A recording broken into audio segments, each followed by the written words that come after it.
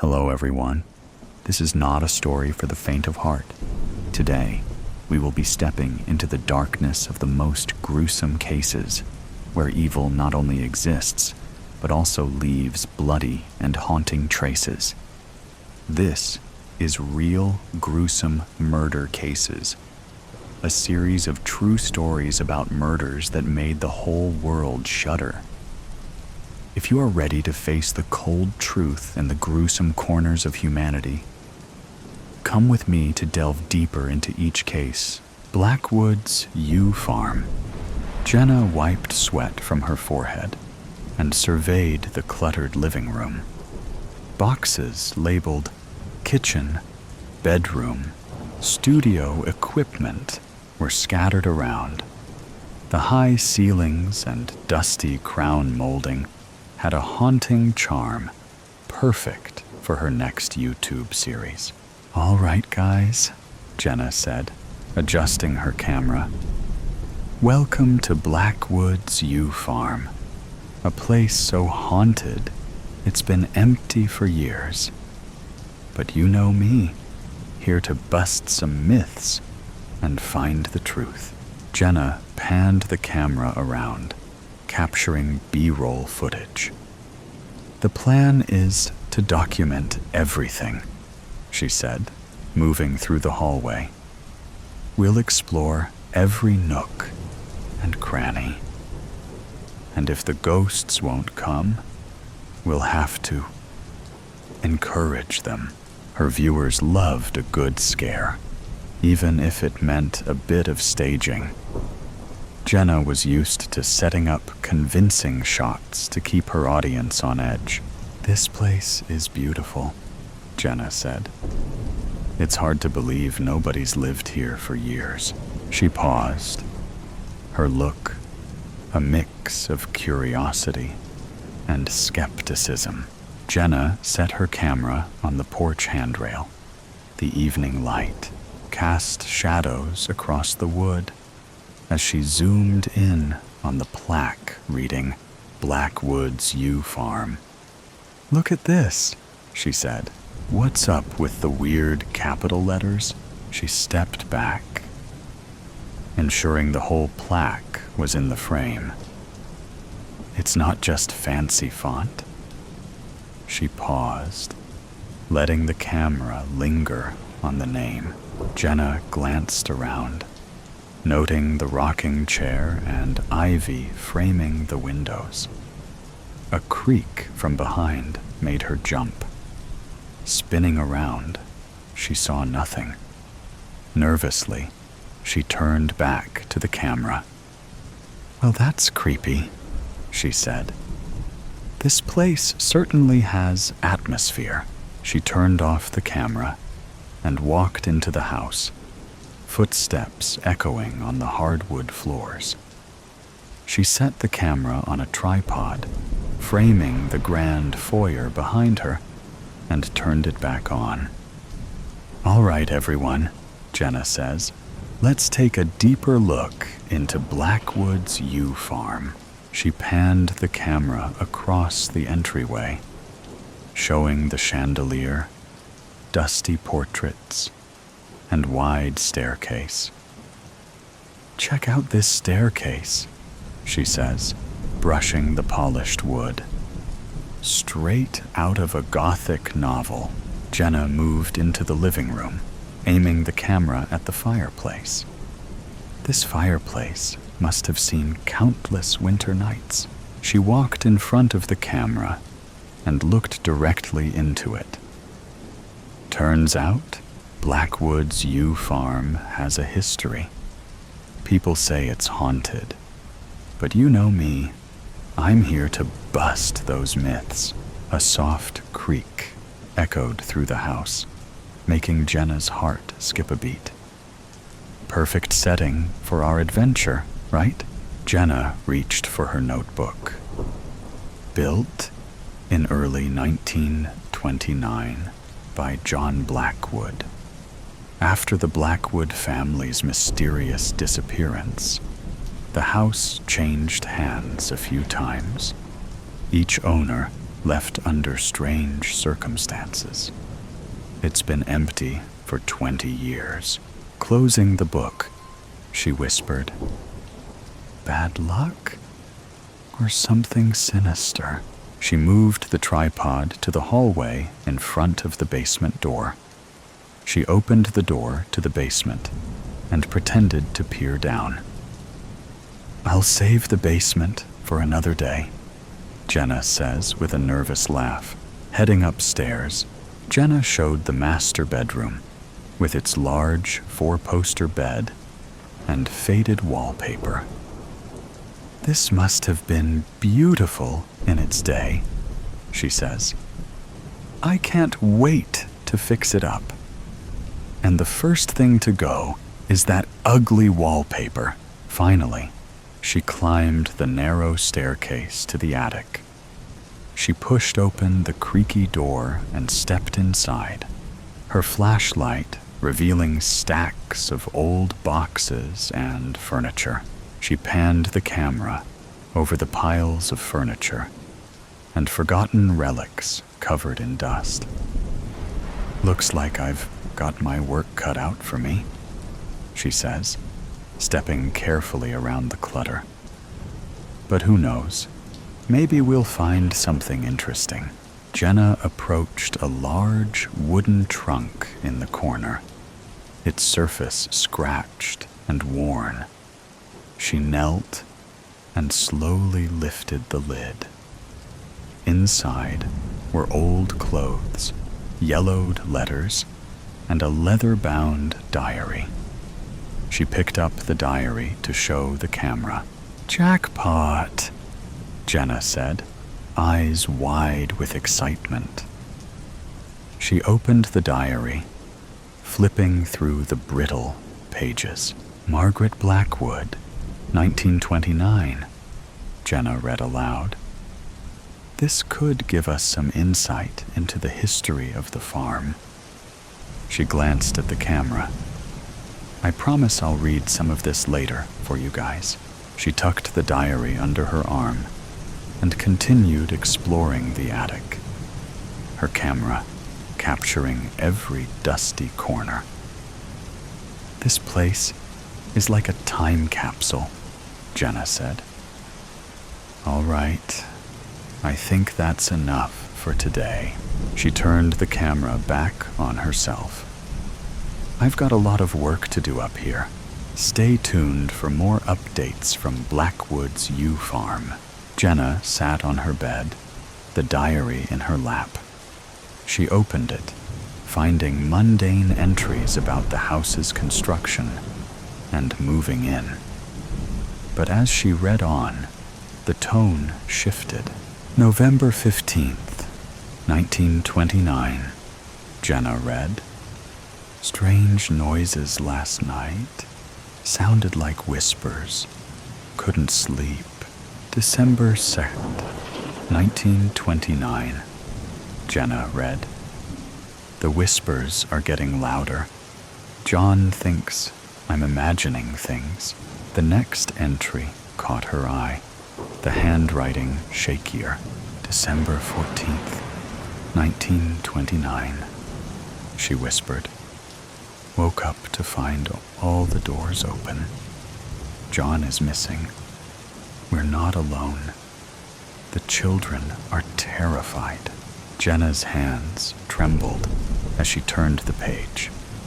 The final entry was short. The ink smudged. "December 15th, 1929, Jenna read. "Last night was the worst yet. Shadows in the darkness, cold hands on my skin. We must leave. If I could undo the wish that I made to get John to build it." The diary ended abruptly. Jenna closed the book, her mind racing. She had come to debunk myths, but now she wondered if she had taken on too much. She turned off the lamp and lay back on the bed. The house's creaks and moans amplified in the silence. Jenna pulled the covers up to her chin, her eyes wide as she stared into the darkness, unable to shake the feeling that she wasn't alone. Jenna stirred in her sleep as faint, eerie sounds creeping into her dreams. A low, rhythmic tapping echoed through the house. She woke with a start, heart pounding, sweat dripping from her forehead. Jenna reached for her camera and flashlight instinctively, her pulse racing. "What the?" she whispered to herself, trying to shake off the remnants of sleep. The tapping continued, louder and more insistent. "Okay, guys," Jenna said. Her voice trembled slightly, but she forced herself to sound composed. 3:00. Some noises woke me out of bed. The floorboards creaked beneath her weight. The tapping echoed through the halls, setting her nerves on edge. "I'm going to check it out," Jenna said. "Wish me luck." She crept down the hallway, her flashlight illuminating the dust, motes floating in the air. The sound came from the attic. "Here goes nothing," Jenna muttered, placing a hand on the railing. Each step groaned under her weight. The attic door loomed before her, pushing it slowly, the hinges squealing in protest. The noise came from the far corner, behind a pile of debris. Jenna navigated the clutter, her camera held high. "This is creepy." As Jenna approached, the noise suddenly stopped. Scanning the area with her flashlight revealed nothing but cobwebs. "Nothing here," Jenna said, trembling. She lowered the camera, her breath coming in short gasps. The tapping didn't resume, the silence more unsettling than the noise. "Maybe it's just the house settling," Jenna said, more to herself. A cold breeze brushed past her, ruffling her hair and sending a shiver through her body. "Okay, that's enough for tonight," Jenna said shakily. Back to bed. At the bottom of the stairs, she glanced back up, half expecting to see someone staring at her. But there was nothing. Jenna set the camera down on her nightstand. She climbed back into bed, her mind racing. The house was old, full of noises, but this felt different. She tried to reassure herself, but the unease lingered. Jenna, eyes heavy with sleep, heard it again. Closer this time, different. A soft, dragging noise, like something being pulled across the floor. She sat up quickly, heart pounding, reaching for her camera. "Guys, it's happening again," Jenna said, pressing the record button. "It's around 4:00 in the morning." She swung the flashlight around, sweeping it across the room. She gasped as she noticed the old rocking chair in the corner, gently moving back and forth. She swallowed hard, the thrill of capturing something tangible. She quickly looked under the bed. "Nothing here," she said. But that chair moving, that was real. The noise returned from the hallway. She tiptoed to the door, every muscle tense as she turned the knob. The door swung open with a creak, revealing the dark corridor beyond.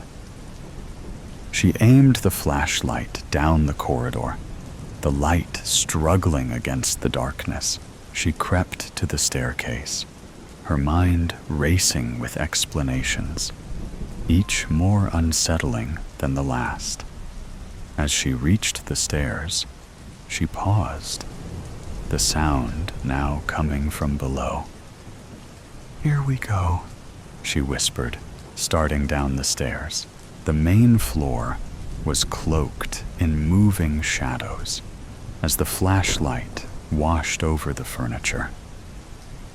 "This is where it gets good," Jenna thought, her fear surely coming across as genuine to her viewers. This is exactly what they want to see. She followed the noise to the kitchen, where the old cast-iron stove stood against the far wall.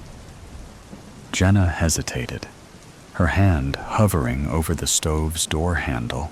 Jenna flung the door of the stove open. Inside, she found nothing but old ashes and cobwebs. The noise stopped abruptly. She turned the camera back on herself, trying to mask her relief with disappointment. "Well, that was anticlimactic," Jenna said. Jenna's mind churned. She couldn't debunk these sounds, and that worried her. There was no logical explanation, no draft or loose floorboard to blame. She headed back upstairs, but couldn't shake the feeling of being watched. She'd pretended to have this experience so many times before on camera, and now was sickened by the fear. The next day, she decided to explore the basement, the part of the house she hadn't investigated. Clutching her camera, she silently slipped down the stairs. "All right, guys, heading to the basement," Jenna said. "Let's see if we can find these noises." Jenna jiggled the handrail along the steps. It wobbled slightly, but no noise came. The basement was a large, shadow-filled space, cluttered with old furniture and dust-caked boxes. The air was musty, carrying the scent of mildew. "This looks promising," Jenna said, aiming the camera at an old wooden door, its paint peeling. Pushing it open revealed a small room filled with old boxes and more debris. Stepping inside, her flashlight barely cut the darkness. The room, cold and stagnant, was disappointingly mostly empty. "Well," Jenna said, shakier than she intended as she panned the camera to the clutter. Her flashlight cast eerie shadows on the walls. "Let's see if we can find more clues." She pulled an old photo album from a box and flipped it open, revealing black and white images of the Blackwoods family, their sad eyes staring back at her. Suddenly, a loud bang came from the far corner where the shadows seemed darker and more menacing, making Jenna jump. "What the?" Jenna said, spinning around. She moved towards the door. Her breath came out in visible puffs as the temperature dropped sharply. She could see frost forming on the walls. Jenna's heart pounded in her chest, her fear mounting. Then she saw it. A large, dark figure standing just beyond the reach of her flashlight. It was tall, but obscured by the shadows. Jenna froze, unable to tear her eyes away. "Who are you?" The figure didn't respond. Jenna took a step back and turned to run, the door slamming shut. With a crash, Jenna tried the doorknob in vain. The figure began to move towards her.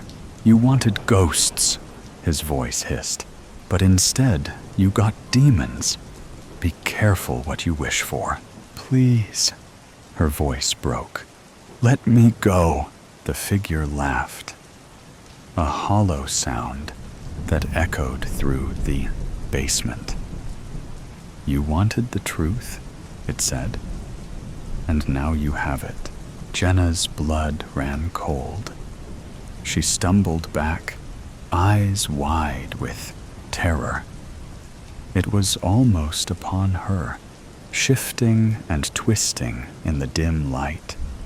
She fumbled for her camera, wanting her viewers to see.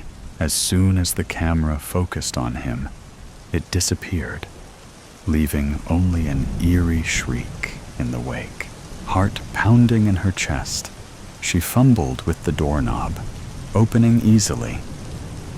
Jenna bolted out, still recording as she fled up the stairs. Jenna's breath came in gaps as she stumbled out. She slammed the basement door and gathering her thoughts.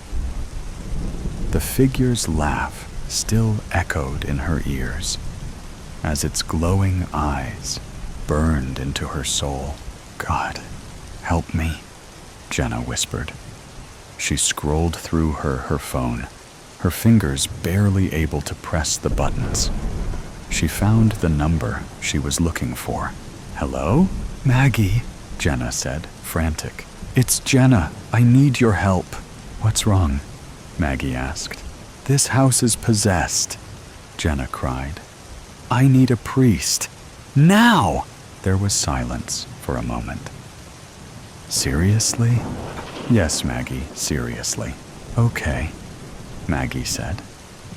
"I know someone, Father Michael. He does exorcisms. I'll call him and send him to you." "Thank you," Jenna said, her voice breaking. "Hang in there, Jenna. He'll be there soon." Jenna hung up, sinking to the floor, her back against the front door. She tried to steady her breathing, but the fear clung to her. She waited, every odd creak making her jump. It felt like hours. But finally, there was a knock at the door. Jenna opened it to find a middle-aged man in a black shirt and white collar. He held a small, worn leather case. "Father Michael?" Jenna asked, her voice trembling. "Yes," he replied. "Maggie said you needed help." "Yeah," Jenna said, closing the door behind him. "Tell me everything," Jenna explained, her voice trembling. Father Michael listened intently. "Exorcisms aren't to be taken lightly. They can be dangerous," he said. "I can't live here knowing that things here." Father Michael nodded. "Let's begin the ritual." Jenna swallowed and nodded. He opened his leather case, revealing a crucifix, holy water, and a worn prayer book. He handed Jenna the vial of holy water. "Keep this with you," he instructed, "for protection." Jenna nodded, taking the vial with shaky hands as they descended the steps. "Et ne nos induca in tentationem." The airworm in the temptation. Basement changed as the priest started chanting, the Latin words echoing off the cold, damp walls. Jenna clung to the holy water he had given her. "Sed libera nos a malo." The temperature dropped as cold swept through the basement. Jenna shivered, feeling the icy breath of the unseen entity. The shadows grew darker. A deafening roar erupted, shaking the walls as dust and debris rained down. A force slammed into them, sending them sprawling. The air crackled with energy. Sancte Michael Arcangele, the priest gasped. Defende nos in proelio. The air pressed in, then released outwards as the house exploded. Coming to, Jenna found herself on the cold basement floor. She groaned, every muscle aching. The priest lay a few feet away, stirring. Jenna looked around in shock. The house was gone. Debris scattered in all directions. They were in the center of what had been the basement, now a barren slab exposed to the sky. As she stood, her gaze fell on words in the concrete. Squinting, she moved closer. They knelt to examine an inscription deeply carved into the concrete. It's an explanation, the priest said. This slab of concrete, it's covering the pit of the abyss of Satan and the other fallen angels. The priest leaned in, squinting at the foreign language beneath, the English inscription. This is ancient Hebrew, he says. It's the seal of God that keeps the fallen angels from being released. Look, Jenna said, pointing at the center of the seal. It's cracking. A small crack appeared in the center, widening slowly. The priest's face turned ashen as it grew like a spider web, expanding, jagged lines splintering outward, accompanied by guttural groans. The ground shuddered, throwing them off balance. "We have to get out of here!" the priest shouted. "Now!" The concrete buckled as the crack grew wider. They stumbled backward, the ground trembling beneath their feet. Putrid, sulfuric stench wafted up from the cracks. Jenna's eyes filled with tears as she clung to the priest. "What have we done?" the priest shouted. "It's going to break open any second. Hell's about to be released. Literally." She looked up at the hole's edge, now seemingly miles above them, the walls steep and crumbling. "Over here," the priest said.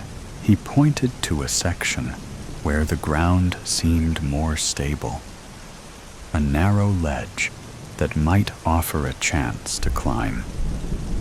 Jenna nodded, and they made their way towards it. Each step, a battle against the shifting earth.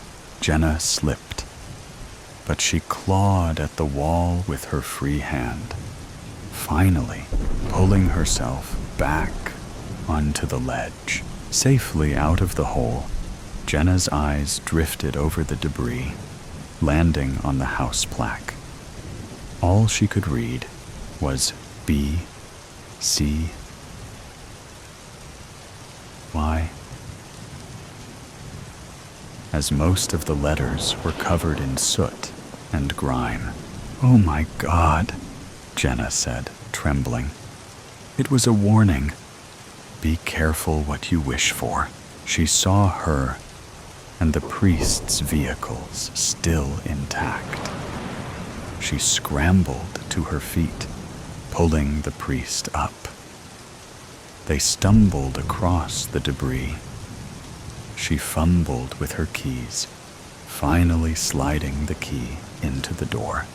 She slid into the seat, but before shutting the door, she felt a coldness touch her leg.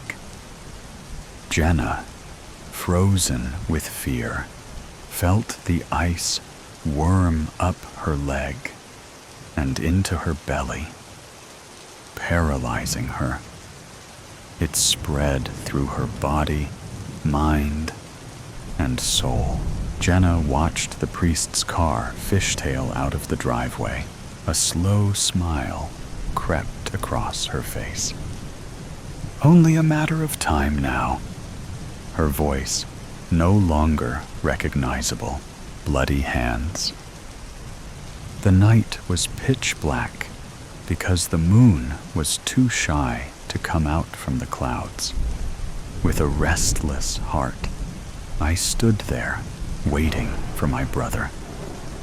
I knew what I am doing is a sin, but sometimes the path of sin is the only path forward. I agreed to this for Mom. She really needs my help. I broke the window. Come on, it's time. I have a bad feeling about this. Don't you want to help Mom? He always uses the mom card. Do I love my mom? Yes, I do. But that doesn't mean what we're doing is right. Because of his dumb idea, we're sitting right outside a stranger's house in the middle of nowhere. A simple mistake could derail our whole plan. Mom needed money, and she was never going to ask me for help. But I wanted to help her. She has done enough for me, maybe more than enough. Being a single mom in this patriarchal world is pretty painful. I know that. That's why I asked my 1 minute older twin brother for help. Never did I think he would come up with a plan for a heist to save the family. Mom will have a heart attack if she finds out about this. She won't know about this. I swear on Dad. He talked as if he knew what I was thinking. Whoa, calm down. I will go in. We never talk about our dad unless it's necessary. So I knew he was serious. He always comes up with all these stupid ideas that get me in trouble. But Mom thinks it's me who does all this. But this time, he might be on to something.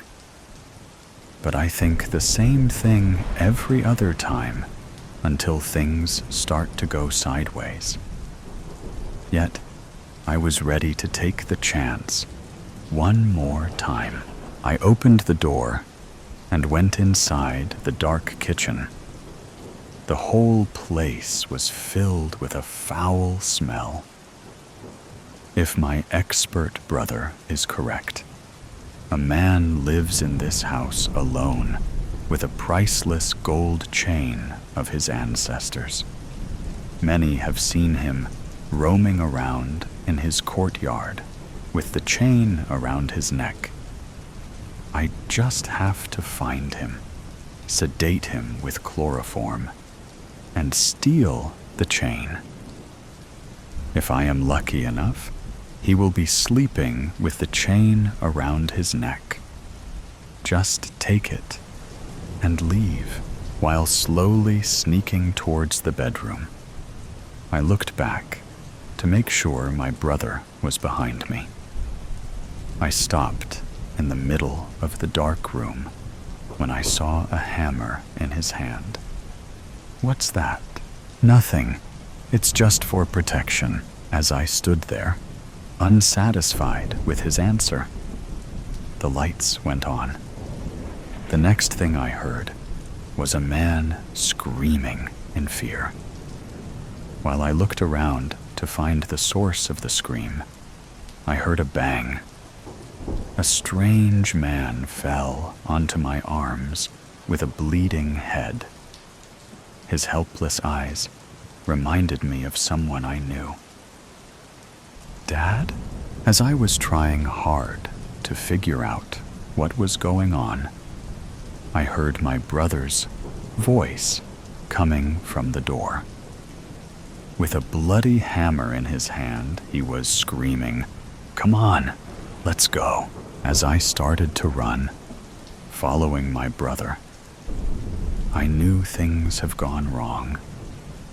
I could feel the warmth of the blood splattered all over my face and clothes. Slowly, my vision began to blur. I could no longer see my brother.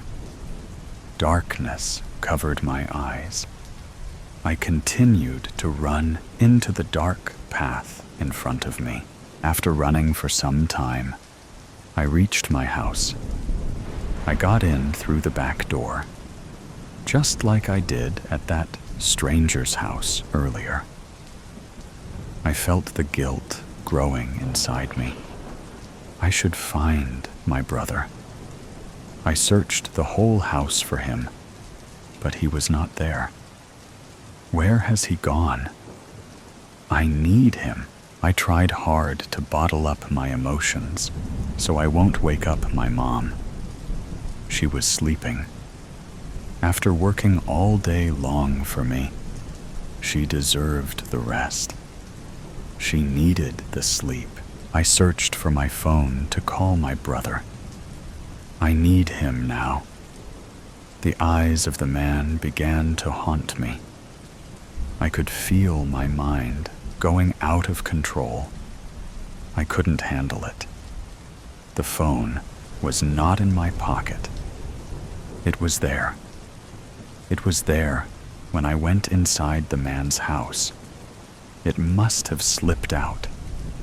I bit hard on my arm to feel some pain. I fucked up big time. Mom's going to lose it when the police come for me. She won't take it. She can't take it. I began to hear sirens from far away. Where is my brother? Where is he when I need him? I felt a sudden weight in my left arm. It was the hammer, soaked in warm blood. Wasn't it in his hands? I saw him run away with it. How did it get here? My head began to spin. I could hear the sirens getting louder. The police are coming for me. They will drag me away from my mom. They are going to make her sad again. I won't let that happen. She doesn't deserve that. She doesn't deserve any of this. Free her. Free her from the pain you will cause. The pain she is about to feel. I could hear my twin brother again in my head. He always comes up with all these bold ideas that get me in trouble. But this time, I think he is on to something. As I moved towards my snoring mom, I could hear the sirens nearing. I can't let them take me away from my mom. I smelled her beautiful black hair with the soothing smell of jasmine. I lifted the hammer as my brother told me. With a full swing, I bashed the hammer into her head. All of a sudden, the sirens in my head went silent. I stood there, looking at my hands, covered in my mom's warm blood. They stumbled across the debris. She fumbled with her keys, finally sliding the key into the door. She slid into the seat, but before shutting the door, she felt a coldness touch her leg. Jenna, frozen with fear, felt the ice worm up her leg and into her belly, paralyzing her. It spread through her body, mind, and soul. Jenna watched the priest's car fishtail out of the driveway. A slow smile crept across her face. Only a matter of time now. Her voice no longer recognizable. Bloody hands. The night was pitch black because the moon was too shy to come out from the clouds. With a restless heart, I stood there, waiting for my brother. I knew what I am doing is a sin, but sometimes the path of sin is the only path forward. I agreed to this for Mom. She really needs my help. I broke the window. Come on, it's time. I have a bad feeling about this. Don't you want to help Mom? He always uses the mom card. Do I love my mom? Yes, I do. But that doesn't mean what we're doing is right. Because of his dumb idea, we're sitting right outside a stranger's house in the middle of nowhere.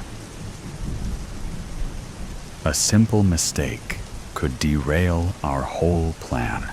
Mom needed money, and she was never going to ask me for help. But I wanted to help her. She has done enough for me, maybe more than enough. Being a single mom in this patriarchal world is pretty painful. I know that. That's why I asked my 1 minute older twin brother for help. Never let it be said. A king does as he pleases, and anyone who disagrees is a fool. Wolsey, my Lord Chancellor, who the Pope made cardinal, erred in being too slow to deal with the king's great matter, which was how the need to legitimately free myself from my first marriage became known. Thomas More, who I promoted to the same position, forfeited his life when he put conscience before obedience to the crown. When Thomas refused to take the oath of succession and denied I was the supreme head of the Church of England, it was only a matter of time. Both men lost their lives. One before he could be tried and beheaded, and one who actually was. I was sad about Moore's death because I learnt much from our religious debates. Until things took a turn for the worse, I enjoyed our little spars. He must have known I had no choice but to have him executed for his treachery, although I showed mercy by transmuting the manner of his execution to beheading rather than the hanging, drawing, and quartering of his parts, which is the standard punishment for treason. I dream of him sometimes in the dead of night, but that is inevitable with someone who was once a friend. Never let it be said, I haven't been a just king. At first, Anne Boleyn was my dream girl. Beautiful, vivacious, and intelligent. She was going to give me everything I desired. I knew she would satisfy me in bed, but I also hoped to confide in her and assumed she'd continue to support my interests. Above all else, I needed her to provide me with a legitimate male heir. In return, she would be my queen, gain undreamed of riches, and her family would be given lifelong prestige. Loving her was a kind of madness. I was such a pitiful wretch. I actually trembled in her presence. She must have wanted me, but her refusal to yield and become my mistress made me crave her all the more. She was the only woman who denied me. and it spurred me on. I was crazy for her sweet, pert breasts. I called them my doxies.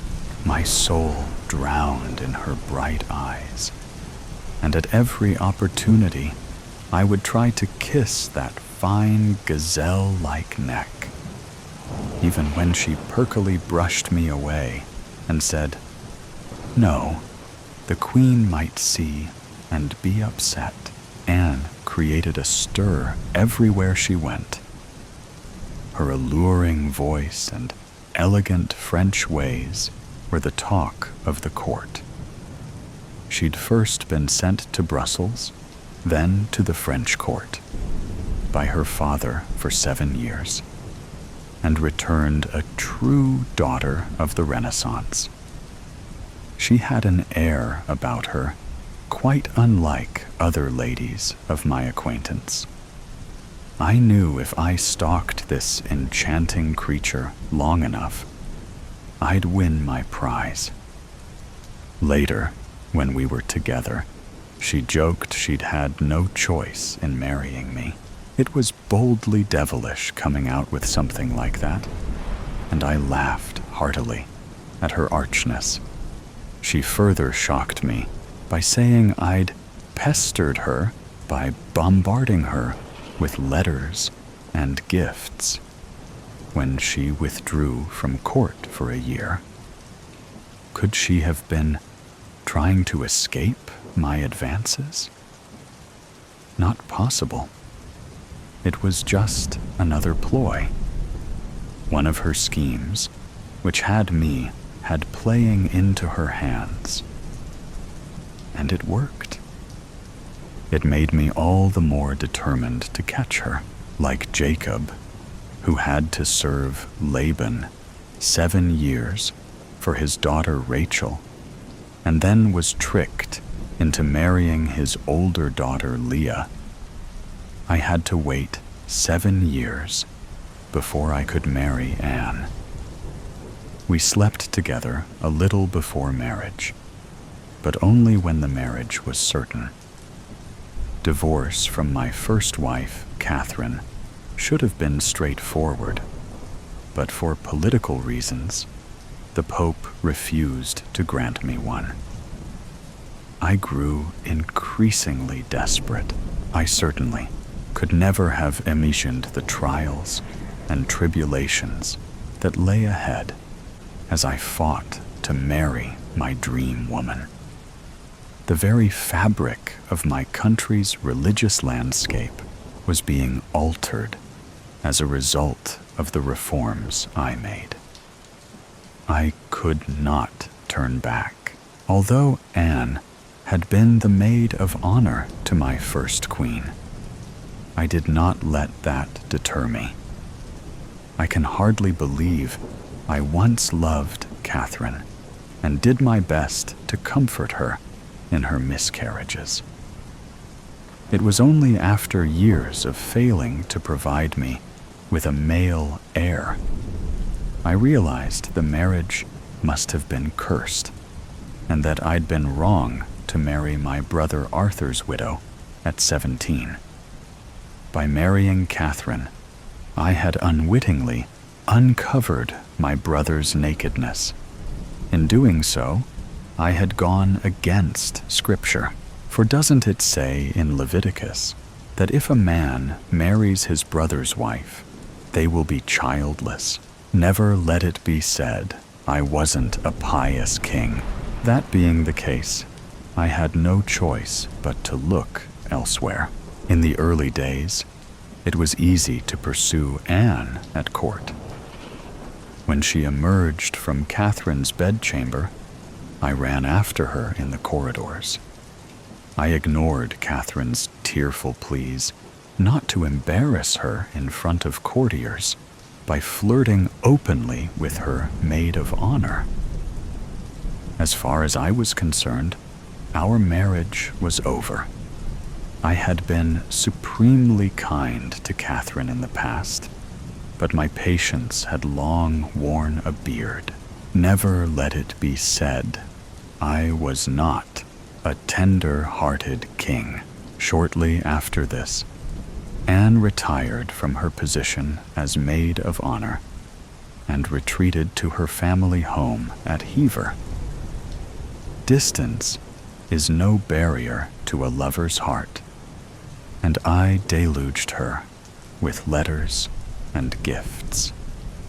I was amazed when she kept sending them back, possibly out of a sense of misguided propriety. I couldn't believe it. Most women would have been falling over themselves for half the attention. Anne's sister had happily given herself to me in the past, even if it had ruined her reputation.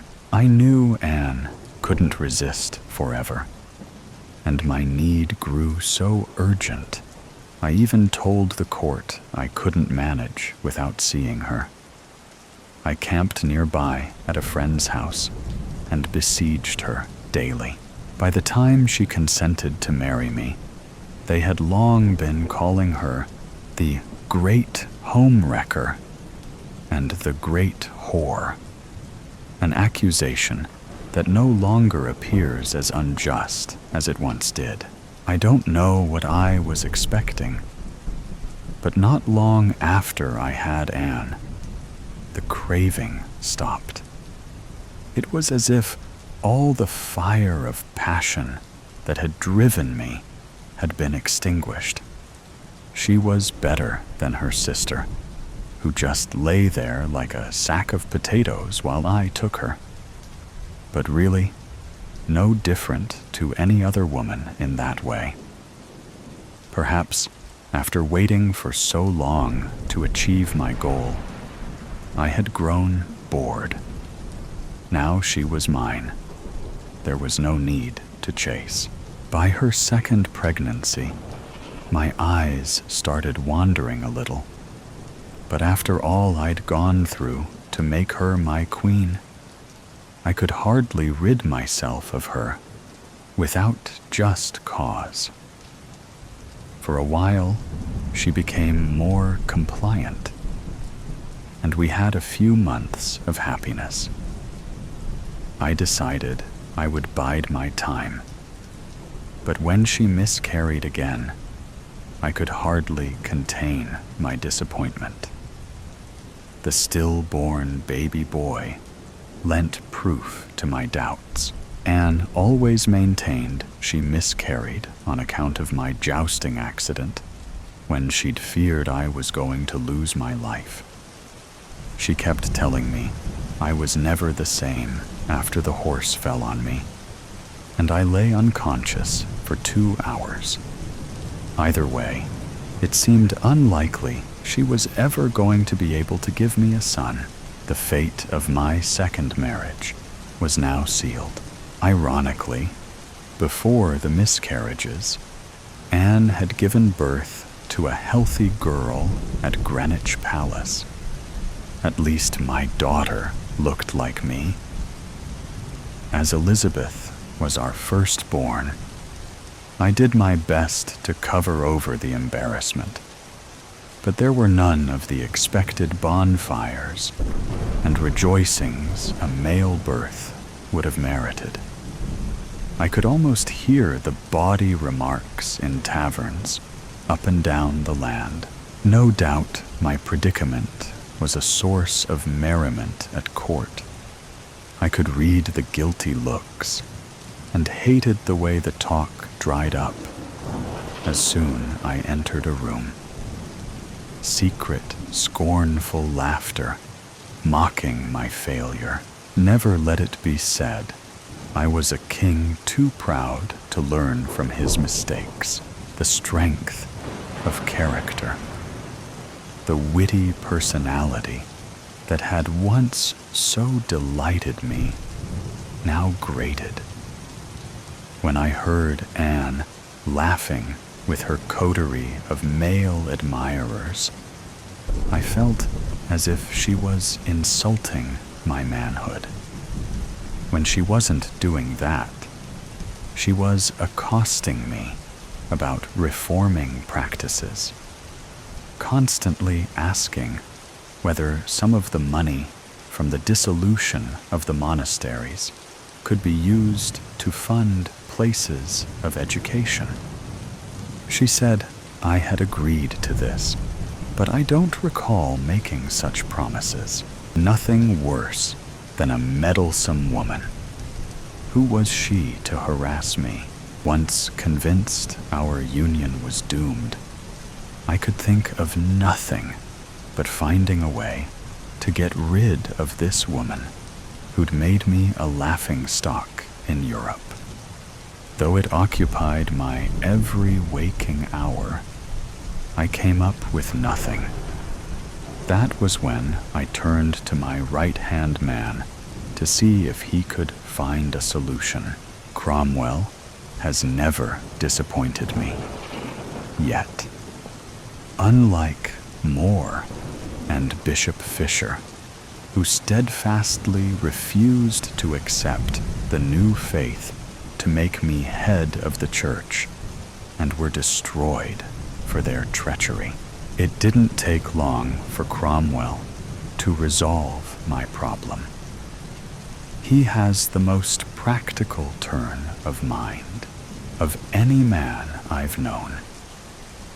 He understood my infatuation for Anne had turned to something else. I had become obsessed with the need to rid myself of this burdensome woman.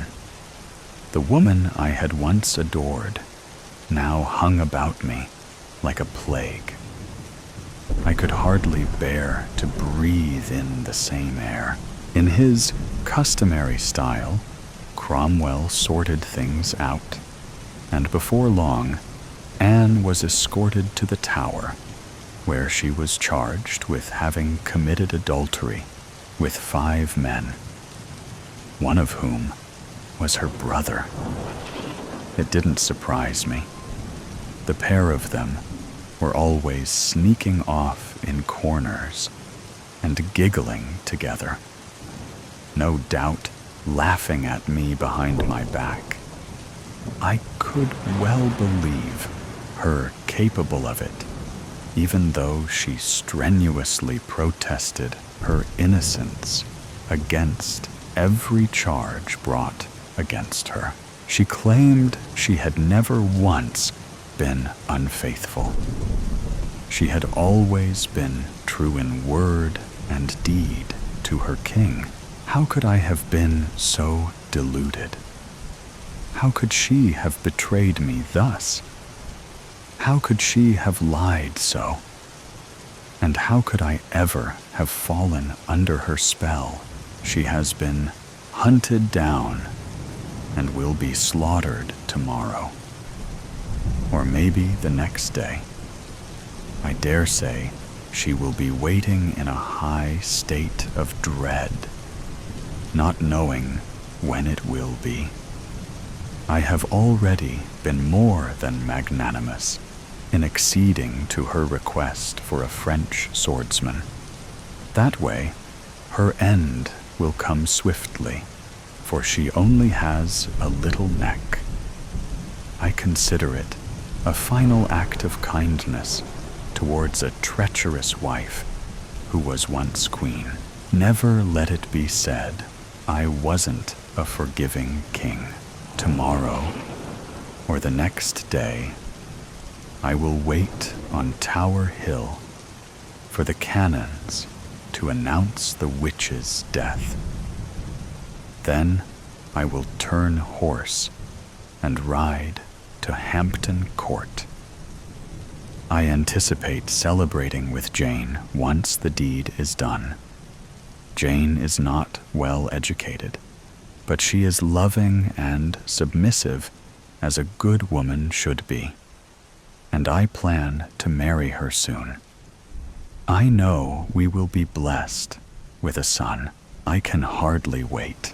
Unrefined thirst. Fresh squeezed today, the bartender said, slapping the husky steel barrel behind him. He smiled, his hollow features shadowed by the dim pendant lights over the bar. From his stool, Victor looked down the bar counter. He saw the males with their stark white shirts and freshly pressed slacks, shiny hair slicked neatly behind their ears. They mingled with flirtatious females, elegant dresses in midnight blues and wine-colored reds. The guests drank from cups. The liquid's rousing scent permeated the tavern. Victor's hands quivered as he watched them drink. Was it 3 days since he'd last had a sip? 4? The thirst boiled inside him, but discipline was paramount. He shook his head at the bartender. Cup of bubble water, raising an eyebrow. The bartender leaned in to meet Victor's gaze. By the looks of you, you need a drink, lad. You're paler than the moon. Victor wasn't sure why he chose to make his abstinence difficult. When curing an addict, they say to make it easy, remove all temptations. To enter the belly of the beast was self-restraint suicide. Perhaps it was to prove a point. If he could do it here, he could it anywhere. Maybe it was still too early in his sobriety, but he knew the cause was worth it. He had to do this. He had to know it could work. He shook his head again, tapped his fingers on the bar. Please, just bubble water. The bartender's sunken eyes lingered. You ain't one of those puritanicals, are you? Think you're all high and mighty by taking the pledge? Victor tightened his jaw, opened his mouth to comment. But before the words left his lips, he caught himself. Breathe in, breathe out. That's the first lesson when dealing with temptation. Control your breath. He closed his eyes, breathed the metallic scent of the bar, the soft notes of a piano mixed with the steady chatter of the guests. A voice inside screamed for a drink, but he would choose not to listen. He was better than the carnal needs of his biology. He opened his eyes. I'm no puritanical, just someone requesting bubble water. Is that too much to ask? The bartender eyed him suspiciously. He poured a cup of bubble water, placed it in front of Victor. You know they ain't right, those puritanicals. We've been drinking it since the beginning of time. You think by abstaining, you're a better person. Like you're saving lives or something. I told you, Victor said, sipping his bubble water. I'm no puritanical, and that one there ain't a blend salesman.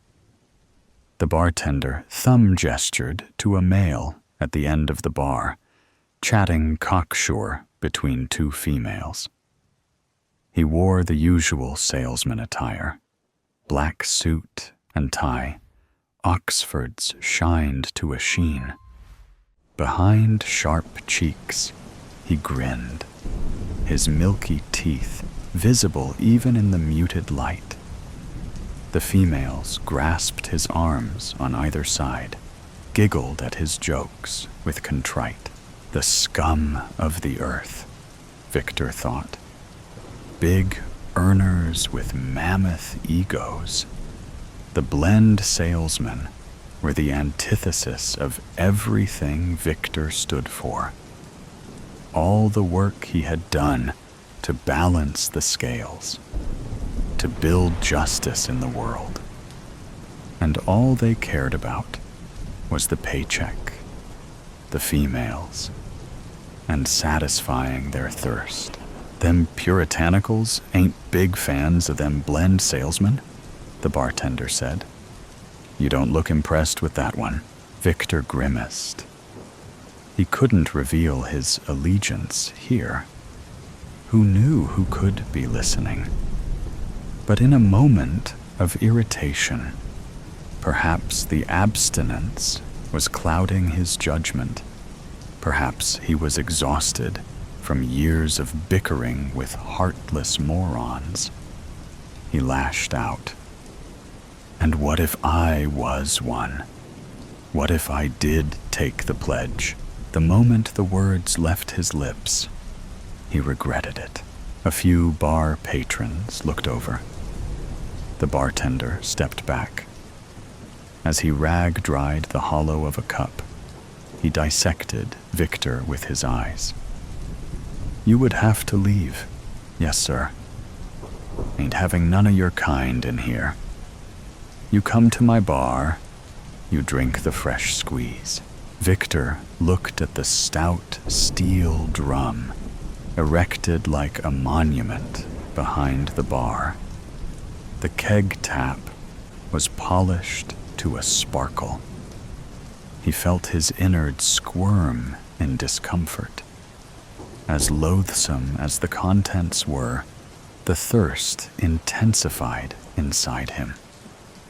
He pulled his eyes away. Tell you what, said the bartender.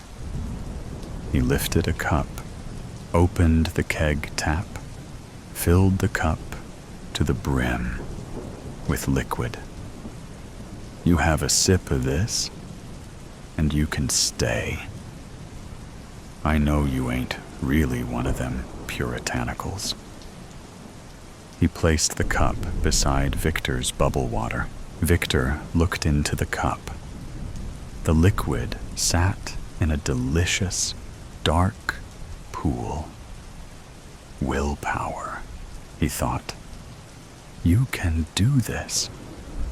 But the metallic scent flooding his nostrils was overbearing.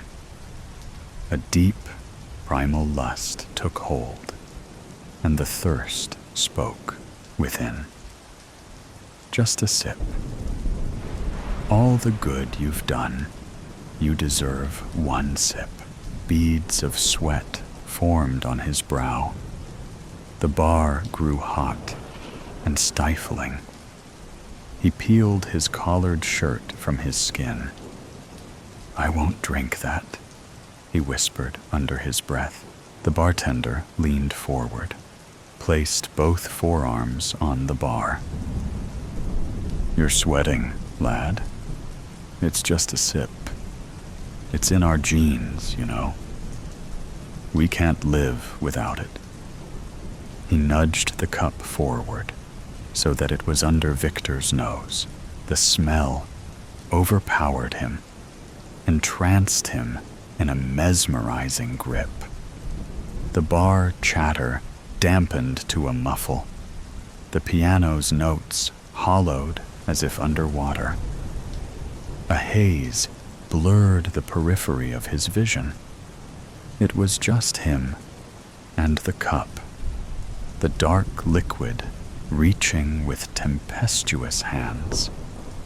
The thirst was shrieking. Drink, drink, drink. Victor's hands shook uncontrollably. Discipline, he thought, his logical mind trying to override his thirst. You cannot control your environment, but you can control your choices. His hands were drawn forward like a stringed puppet. Inches from the cup, they shook harder, rattling like jackhammers. The thirst howled maddeningly. The compulsion was too great, the thirst too loud. His hands closed around the cup. Lifting it, he brought the screaming contents toward his lips, and then the bar door slammed open. A loud thud shook the room, and the cold night wind poured in. "Found one on the outskirts," a gruff voice said. Victor, along with the rest of the bar's guests, rotated on their stools to the open door. 2 figures entered. The first was a husky male decorated head to toe in furs. Between 2 beady eyes, his nose protruded from his face like a crow's beak. The second was a human, dark hair matted over her face. Her hands were bound in front of her. She was naked, her body mud-caked. Through the thick grime that covered her face, skittish eyes flitted across the room. Kronos gripped her by the hair, dragged her roughly into the dim bar light. He kicked the back of her leg with a boot, and she fell to her knees.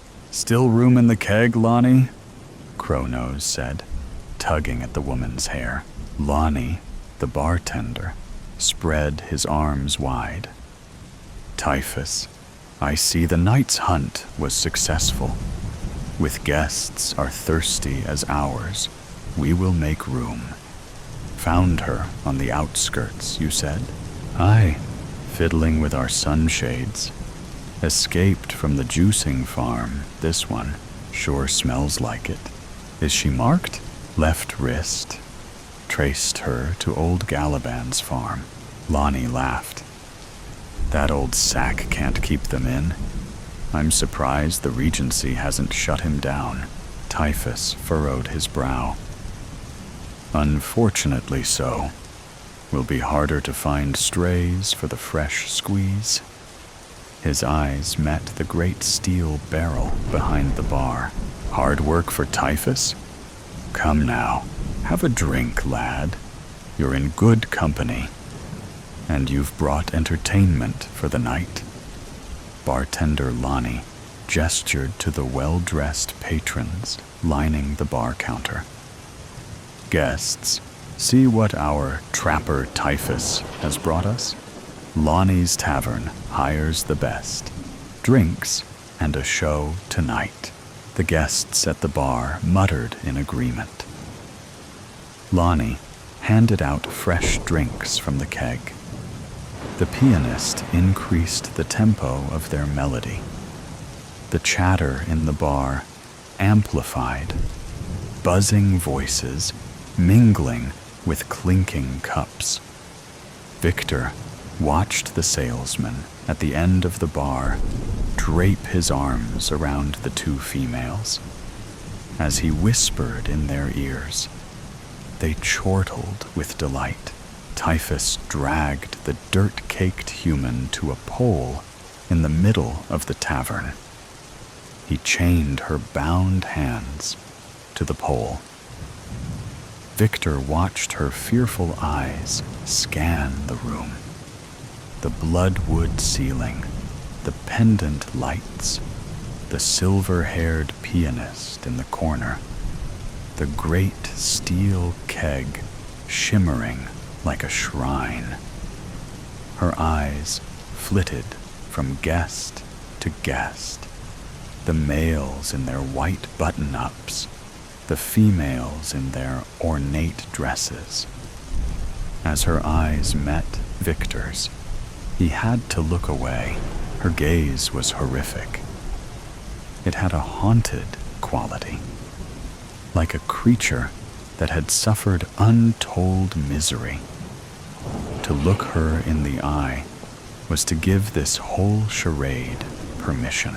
Victor noticed he was still clutching the cup of keg liquid between his palms. Looking down into the cup, he met his reflection in the dark pool of liquid. His gut roiled with revulsion. Turning away, he put the cup onto the bar. It begins, Typhus shouted, sipping a cup, strutting across the bar in his furs. A live juicing, here, in none other than Lonnie's Tavern. The guests were all standing now, facing the center of the room, drinking from their cups. The tavern grew quiet. The voices drowned. The pianist stopped playing. "Bring me the fangs," Typhus roared. From behind the bar, Lonnie hefted a large black case and plopped it onto the counter. He snapped the latches open and lifted the fangs from their case. The metal glimmered under the pendant lights. It was a set of steel jaws, edges serrated, with two knife-like incisors projecting from each jaw. Clear tubes led from the jaws to a thigh-sized collection tank. Typhus took the fangs from Lonnie and moved toward the woman. She shifted on the bloodwood floor, tried to stand, but the grime clutching her body caused her to slide onto her backside. She let out an animalistic yelp. As Typhus approached, she moved behind the pole, attempting to hide from the fangs. The spectators laughed. They clinked their cups and drank. Anticipation etched on their faces. Typhus opened the fangs, the incisors sparkling. As he brought them forward, Lonnie cut in. "Hold on, Typhus." Typhus stopped mid-stride. "We've got one of them puritanicals in our midst," Lonnie said. Typhus, along with the rest of the guests, turned to Lonnie. The room was silent. Lonnie pointed a thick finger at Victor. "Right here, this one, drinking the bubble water." All eyes were on Victor, loathing carved into their faces. Typhus spat on the floor. "A puritanical here?" Victor's pulse began to hammer. Typhus grinned maliciously, lips curling around the end of his crow's beak. "It's a pity, those who choose to abstain. It's a flawed ideology. We were built for blood. It's in our DNA." Victor wanted to say something, wanted to defend himself, defend his cause, but he couldn't find the words. His lips were too dry, his throat too tight. He opened his mouth to speak, but no words came. He closed his mouth. Typhus smiled. "Looks like abstinence has silenced our high and mighty." The room laughed. Victor felt beads of sweat roll down his forehead. They would kill him if they knew the truth, especially in the presence of a trapper. Others could sometimes be reasoned with. They could see the harm they were causing the humans. They would disagree, of course, and would still choose to satisfy their thirst. But they would leave you to your own. You have your point of view. I have mine, they would say. Trappers were not like that at all. Puritanicals must be eliminated at all costs. That was the trapper philosophy. "I'm not a puritanical," Victor lied. "They are a disgrace to our kind." It made him sick saying it, but he knew it needed to be said. A murmur stirred amongst the bar patrons. "Then why haven't you taken a sip of my fresh squeeze?" Lonnie said. His sunken eyes were dark, hollow pits. "Prove it to us." He pushed the keg cup toward Victor.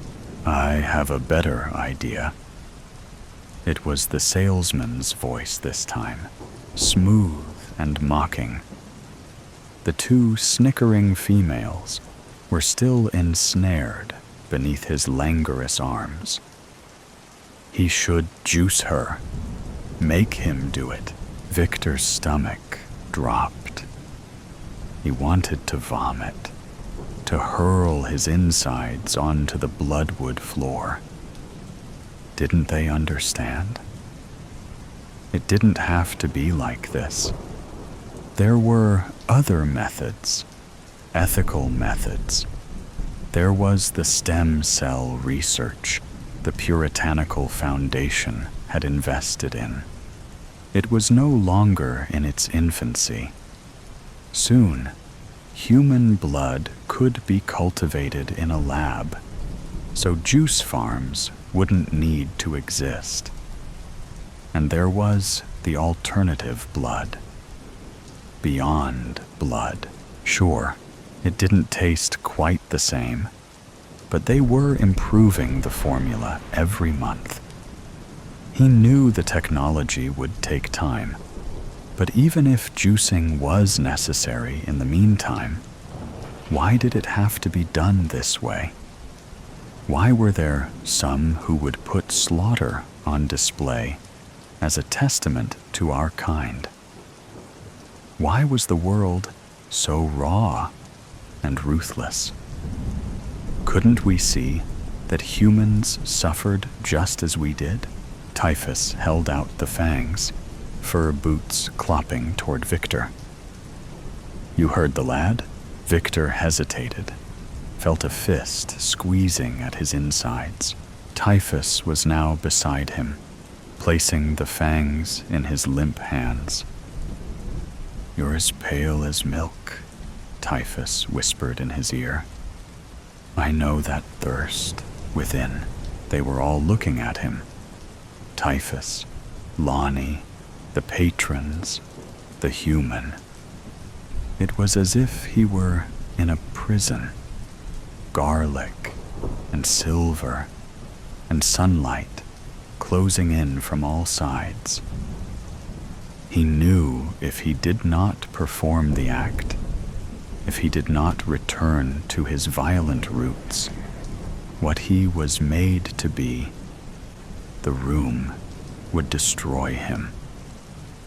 They would tear into him with their hungry fangs, ripping flesh from bone like a pack of lions. And they would juice the human anyway. They would take her life just as fast as they took his. Is refusal worth it? How many human lives could he save in the future if he walked out of here alive? How much good could he do if he could continue the puritanical cause? Victor stepped forward. He carried the jaws in one hand, held the collection tank in the other. The human squirmed on the ground, slipping along the floor with her muddy body. Her wide eyes were filled with fear.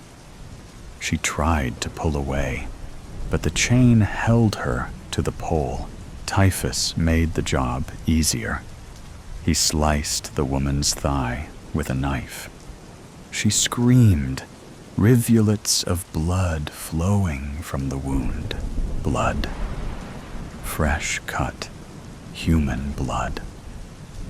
Victor's nostrils flared, and the heavy metallic scent flooded in. It was intoxicating. "I'm made for this," he thought. "This is how we were built." Blood was his life force, and a vampire needed its feed. He was inches from her now. He placed the collection tank on the floor, and with both hands, opened the fangs. He positioned them over her gashed thigh, prepared to crush down, to bite the metal viciously into her flesh.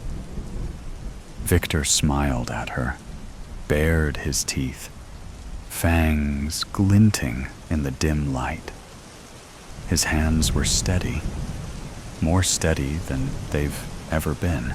And then he looked into her eyes, those haunted eyes, those tortured eyes. They screamed at him, shrieked, cursed, howled as loud as eyes could howl, and he felt everything. It's strange, Victor thought, as he crushed the fangs closed, how some do what's right, even when it's the worst possible decision. The chain snapped in two. The vampires came at him, safe and sound. Safe and sound. 7:15 a.m. Go downstairs. Phone fully charged. Remove cable. Stare at phone wallpaper. Not familiar. Photo of huge oak in West Park at end of my street, where Rich proposed. Maybe took it yesterday. Maybe not. Not sure. Stare more. Check for messages. Mum, Sarah, Rich. Rich!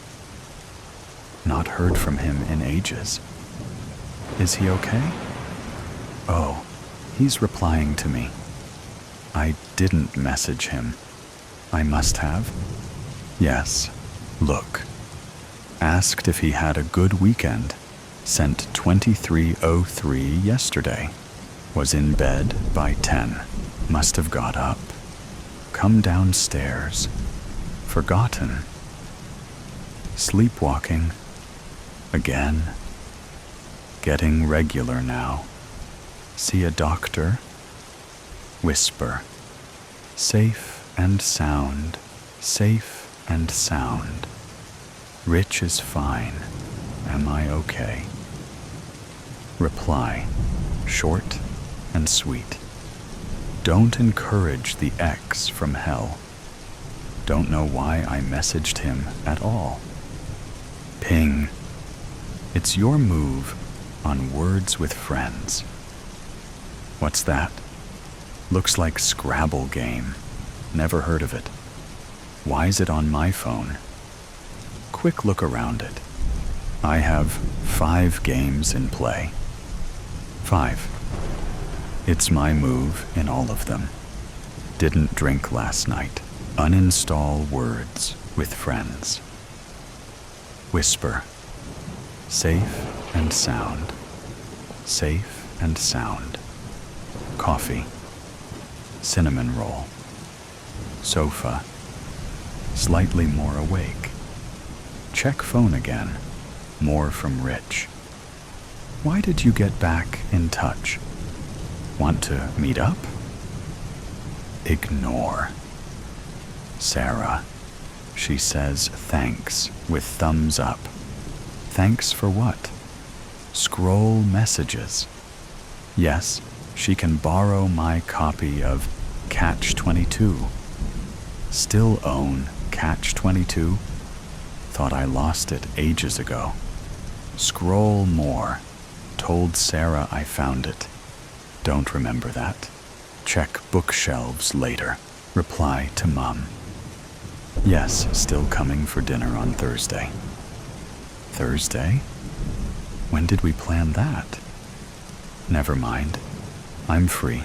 I'll go. Add to calendar. Entry for Saturday. What's that? Date with Tom. No details. No memory of this. Message Tom. Hi, are we meeting this Saturday? 8 a.m. now. Ring for doctor's appointment. 32nd in the queue. Sorry. No more appointments today. Please call back 8 a.m. tomorrow. System is enough to make me need a doctor. Whisper. Safe and sound. Safe and sound. Bookshelves. No sign of Catch-22. Check 3 times. What's this? Copy of Never Let Me Go lying on top of other books. I never do that. Do I? Don't remember this edition. Cover is blue with picture of cassette tape. Thought mine was orange with girl in green dress. Flick through it. Pages dog-eared. I never do that. Spine cracked. I never do that. Must be mistaken. Phone beeps. Rich. I can see you're reading my messages. Tom replies, Hi, Grace. Yes? Royal Oak, 2 p.m. Saturday. Remember? You okay? I'm worried about you. He's not the only one. Why don't I remember things I should? Phone announces. There's movement at the front door. Letterbox clangs. Amazon delivery. Thanks, I think. Not expecting anything. Rip open cardboard zip. Copy of Catch-22. Green cover. Same edition I lost. Open Amazon app on phone. Ordered book yesterday. Did I? Didn't know Sarah wanted it till now. Or did I? Coincidence? Put phone down. Deep breath. Whisper. Safe and sound. Safe and sound. Phone alarm sounds. 9 a.m. Take pills. Yes. Take pills. Go to kitchen. Find clean glass. All glasses are clean. When did I wash up? Tap. Water. Pills. Swallow. Running low. Need to order repeat prescription. Open browser on phone. Doctors is bookmarked. Multiple tabs already open. What are they? First tab. Google, seems about right.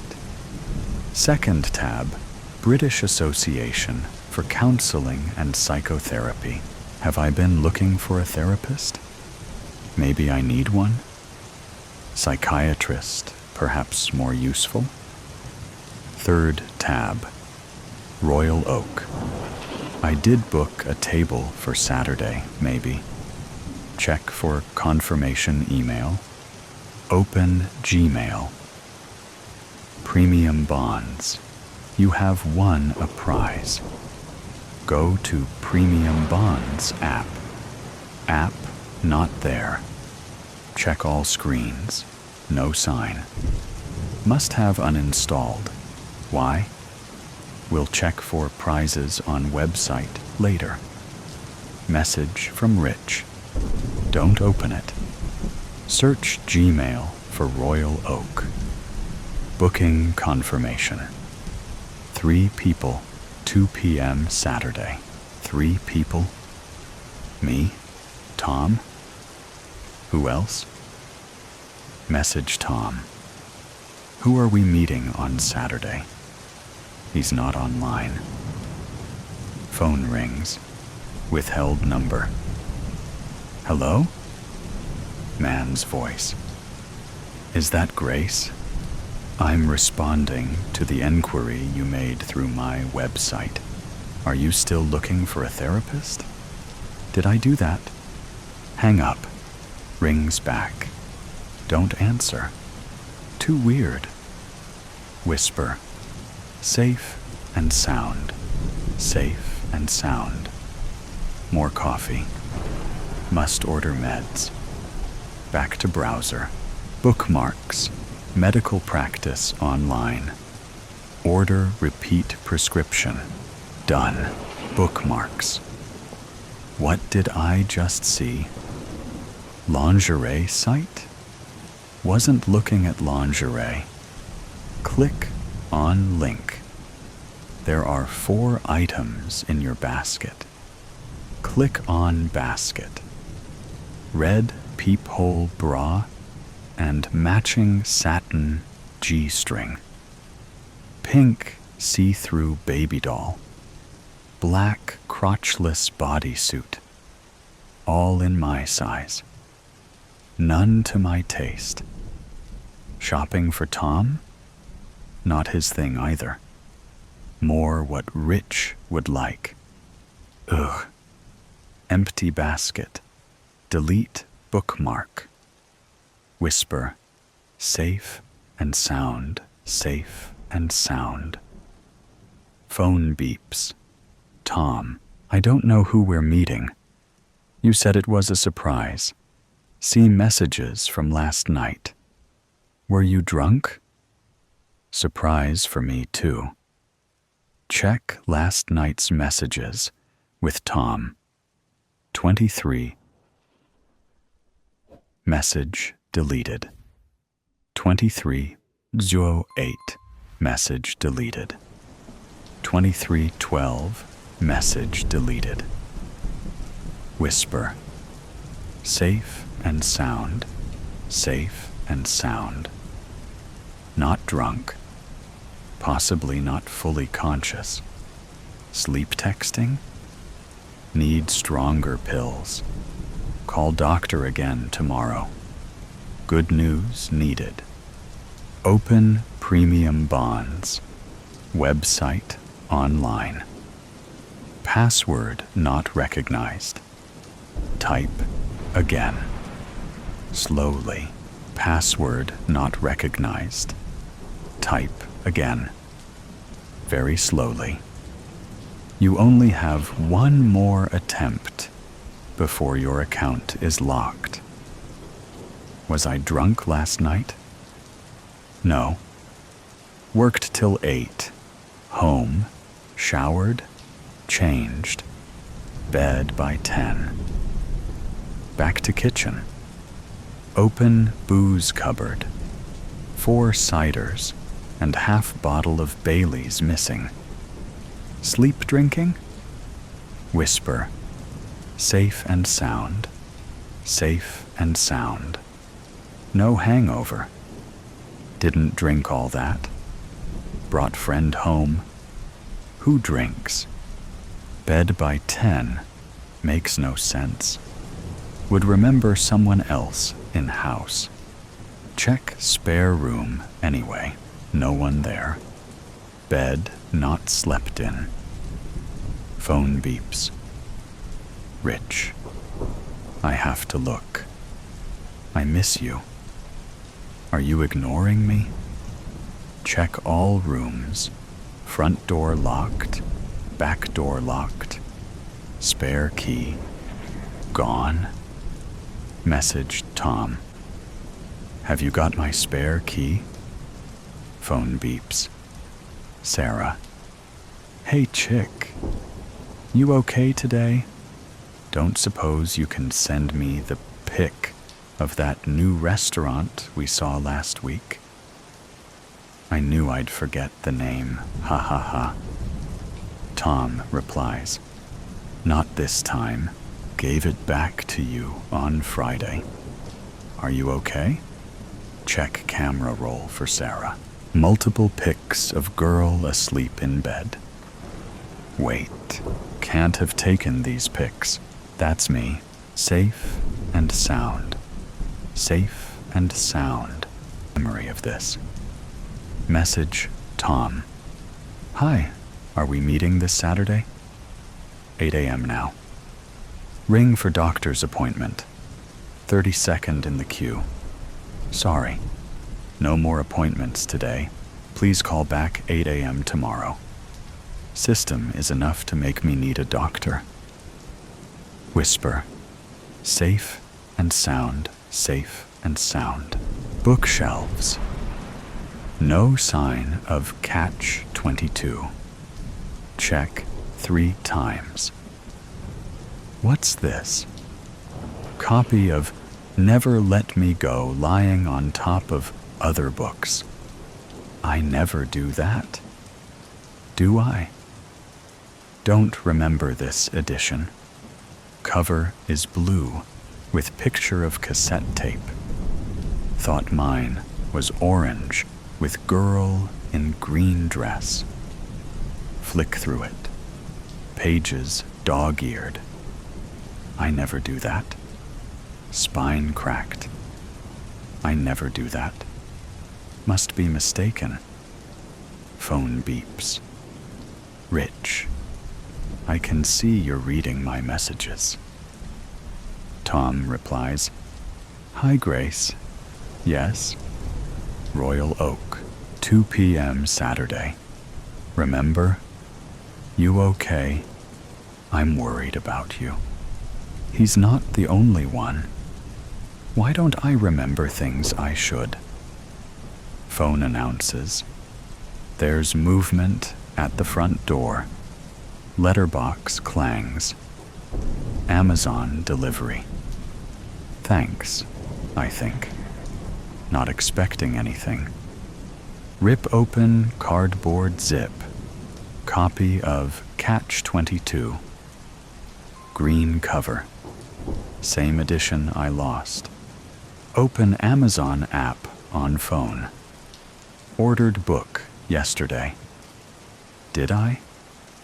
Didn't know Sarah wanted it till now. Or did I? Coincidence? Put phone down. Deep breath. Whisper. Safe and sound. Safe and sound. Phone alarm sounds. 9 a.m. Take pills. Yes. Take pills. Go to kitchen. Find clean glass. All glasses are clean. When did I wash up? Tap. Water. Pills. Swallow. Running low. Need to order repeat prescription. Open browser on phone. Doctors is bookmarked. Multiple tabs already open. What are they? First tab. Google, seems about right. Second tab, British Association for Counseling and Psychotherapy. Have I been looking for a therapist? Maybe I need one? Psychiatrist, perhaps more useful? Third tab, Royal Oak. I did book a table for Saturday, maybe. Check for confirmation email. Open Gmail. Premium bonds. You have won a prize. Go to Premium Bonds app. App not there. Check all screens. No sign. Must have uninstalled. Why?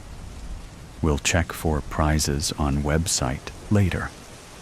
Message from Rich. Don't open it. Search Gmail for Royal Oak. Booking confirmation. 3 people, 2 p.m. Saturday. 3 people? Me? Tom? Who else? Message Tom. Who are we meeting on Saturday? He's not online. Phone rings. Withheld number. Hello? Man's voice. Is that Grace? I'm responding to the enquiry you made through my website. Are you still looking for a therapist? Did I do that? Hang up. Rings back. Don't answer. Too weird. Whisper. Safe and sound. Safe and sound. More coffee. Must order meds. Back to browser. Bookmarks. Medical practice online. Order repeat prescription. Done. Bookmarks. What did I just see? Lingerie site? wasn't looking at lingerie. Click on link. There are 4 items in your basket. Click on basket.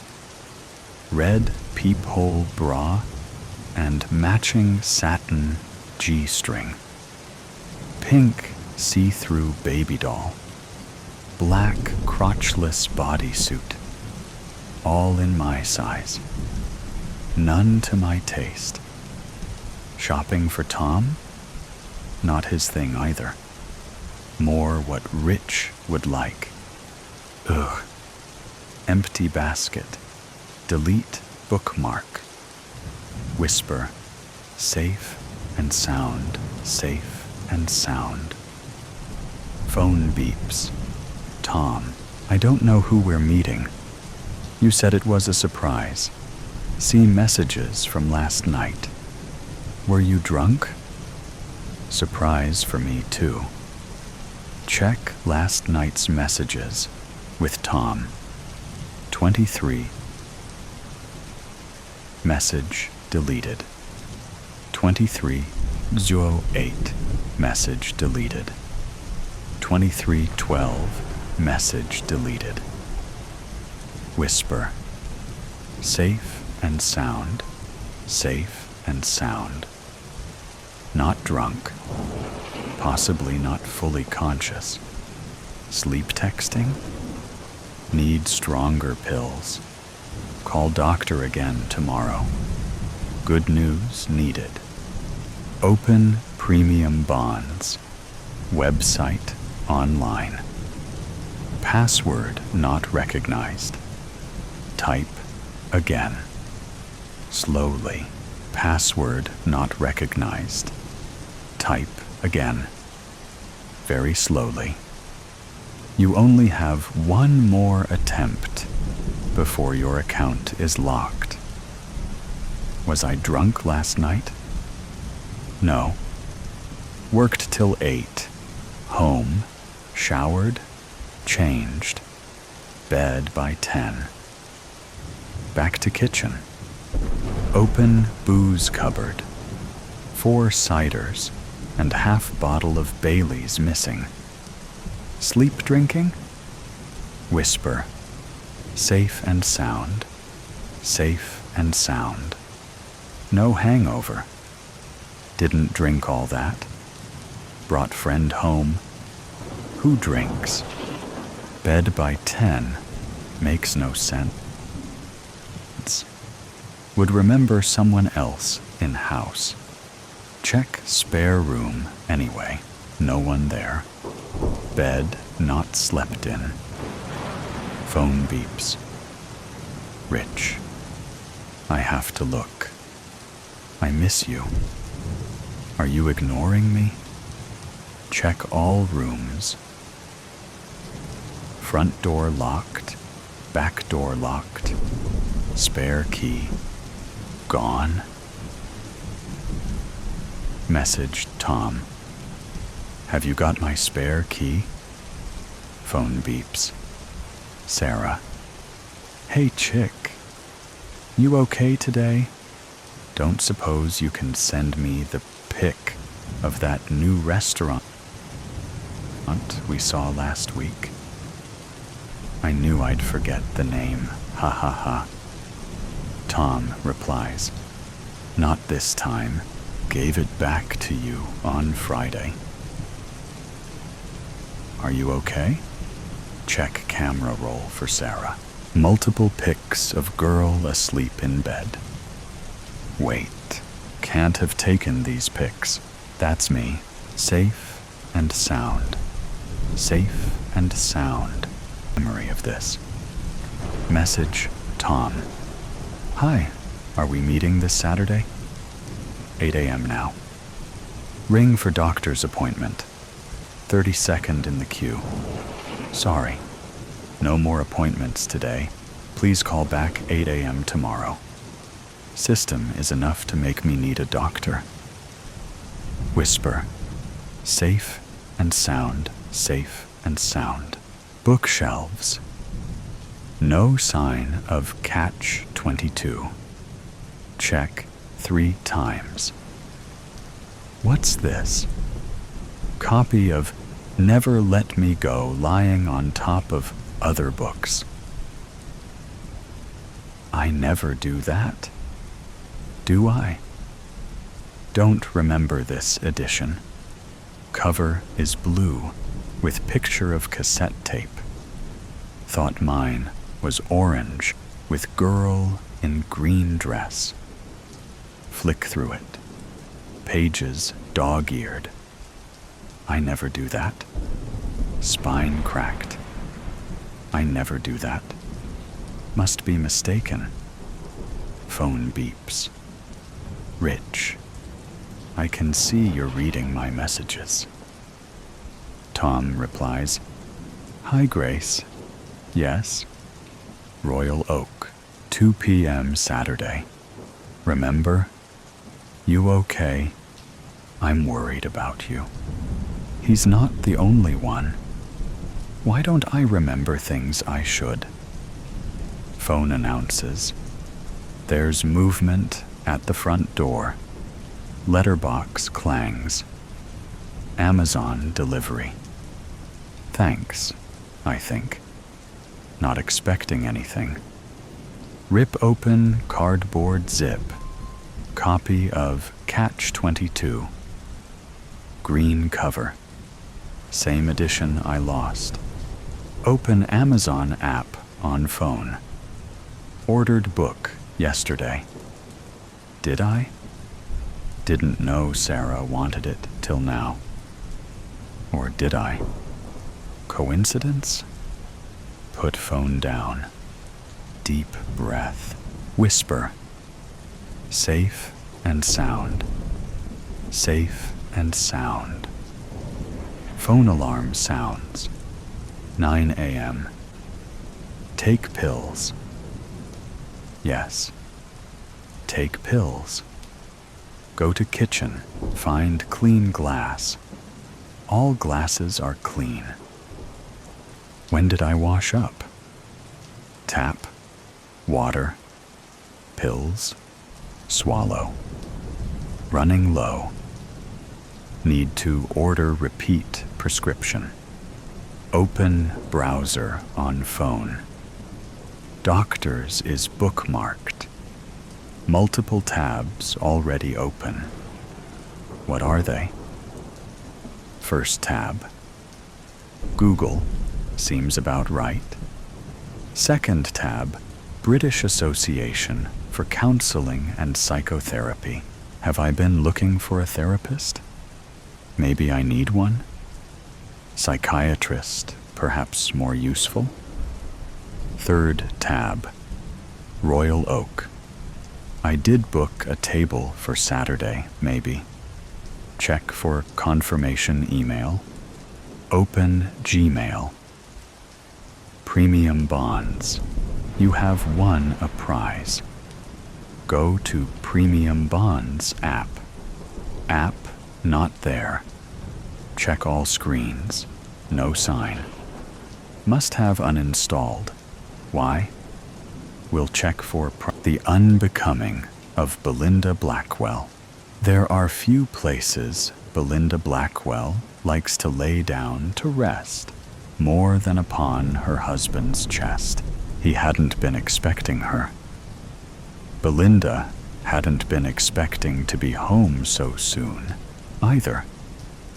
What with the unpredictability of her father's illness, demanding open schedules from his children, someone on call at all times, lest the old man die without one of them, there to hold his hand. When Oscar had come to join them a week early, something about a case closing timely, and a stiffening in his shoulders.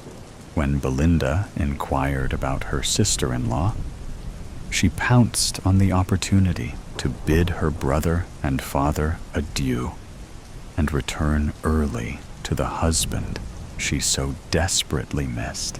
Finding Etienne still tangled in their bed covers, she had stripped down to her chemise and crawled atop him slowly.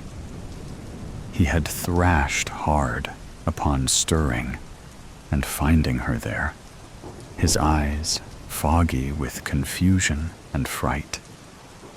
But she had kissed his face and rubbed his arms, whispering, "It's me. It's only me," until he relaxed back into the sheets. Now they rest quietly, teetering on the line between half asleep and half awake, Belinda's ear pressed to Etienne's chest to hear the steady thump, thump, thump of his heart. "Well, I'm glad Oscar will be with him," Etienne says appeasingly, having listened in silence to her stories from London.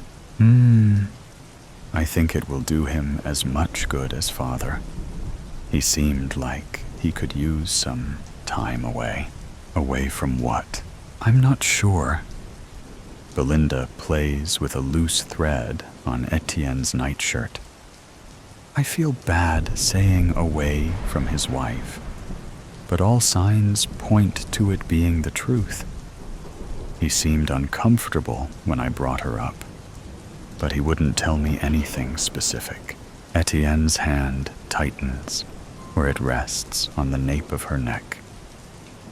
"Then I hope that time will serve them both well." "I do too." She tilts her head to observe the strong profile of her husband's nose. "And you?" she teases. "Has time away from me served you well? All I managed to accomplish was missing my wife." He tucks his chin to look down at her. "Though I have been doing some research in your absence." "Yes, I've noticed." The entire walk to their chambers was an obstacle course of books and journals on every tabletop and cast aside in the middle of the hallway, like he had thrown them down as he was walking. And before that, there was the cook coming to greet her in the foyer with concerns of her husband's increasingly strange demands while Belinda was away. His supposed need for rabbit hearts and pitchers of salt water, bunches of fresh rosemary left to dry on the windowsill for exactly 36 hours, and demands of her and the housemaid to not disturb him when his doors are closed. Certain tasks he'd undertaken where it was vital he not be interrupted. For the sake of goodwill, she gave them both the rest of the morning off. Belinda knows of her husband's beliefs, glimpses into a world of ritual and wardship, studies of augury and communion and necromancy that he prefers she not get too close to. Etienne shifts underneath her, and she reads discomfort in his movements. She strokes a hand down his cheek, so he knows not to be ashamed of it all on her behalf. What has prompted it? Have I come to see you while I was gone? He's told her, too, of the spirit that haunts him, the one that looks just like her, that follows him around the house and watches him from doorways and windows and stares at him unblinking, stares at him like he's done something unforgivable. Belinda has never seen herself, and Etienne claims the spirit has never appeared while she's in the house.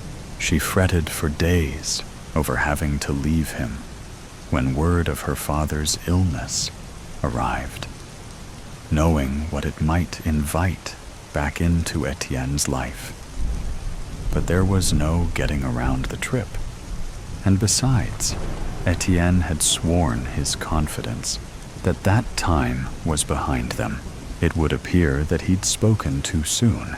His eyebrows tick up at the middle, like he's attempting to contain his emotion. "I thought it was over," he whispers. "It's been so long. I feel like a fool, letting my guard down as I have been." A deep ache swells behind Belinda's ribcage. She squeezes Etienne tighter. "You've been happy. It's not foolish to hope. What have you found?" "There is a ritual, one for banishment. I have been completing the prerequisite steps over the past week." "Oh?" Belinda struggles to understand. "Yes. There is only one step left to do. It won't be easy." His fingers flex against her back, a signal that he is thinking hard. He seems to choose his words carefully. "The act won't be physically challenging, but I fear the toll it will have on my heart and constitution." Belinda frowns. "It sounds taxing. Are you sure this is the only way?" She considers, not for the first time, bringing up the possibility of relocation, abandoning this home that torments him, so in favor of a fresh start, a life away from paranoia and body doubles. She can't see. Before she can muster up the right words, he's saying, "It will be worth it. I want to do it. I want my Belinda to be the only Belinda in my life." She smothers a grin against the column of his throat. "I'd quite like that as well." Etienne is quiet for a long moment before speaking again. "I won't pretend it isn't terrible, but it is necessary, too. I want my wife to have a good life, and I need to be better to give one to her. I need to be rid of this." A strong rush of affection surges through Belinda. Oh, she loves this man, something awful. She'd follow him into hell. "Then you will be brave, and you will be successful." She rises and falls with the depth of Etienne's answering sigh. "You sound so much like her," he mutters. "Like who?" she asks. "Like Belinda." Belinda's thumb falters where it was rubbing a soothing path along his collarbone. "What?" A giggle bubbles out of her, confusion mingling with sleepy amusement. "It's uncanny. You've never been this good before." He doesn't seem to register her stiffening, or he does, and ignores it. "You've never come to me like this, lay upon me like this. You must know what I'm going to do." "Etienne, it won't work." Etienne raises his voice, speaking over her. "I won't let it." Belinda lifts her head to look her husband in the eyes. A coldness cracks through her when she sees the resolution in his face. "Etienne, I don't..." Her voice breaks off into a scared whisper. "It's me." He shakes his head. "My wife knows me better than this. She tells me when to expect her.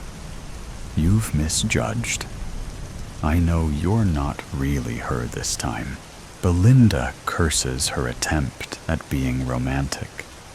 He thinks she's haunting him, not surprising him.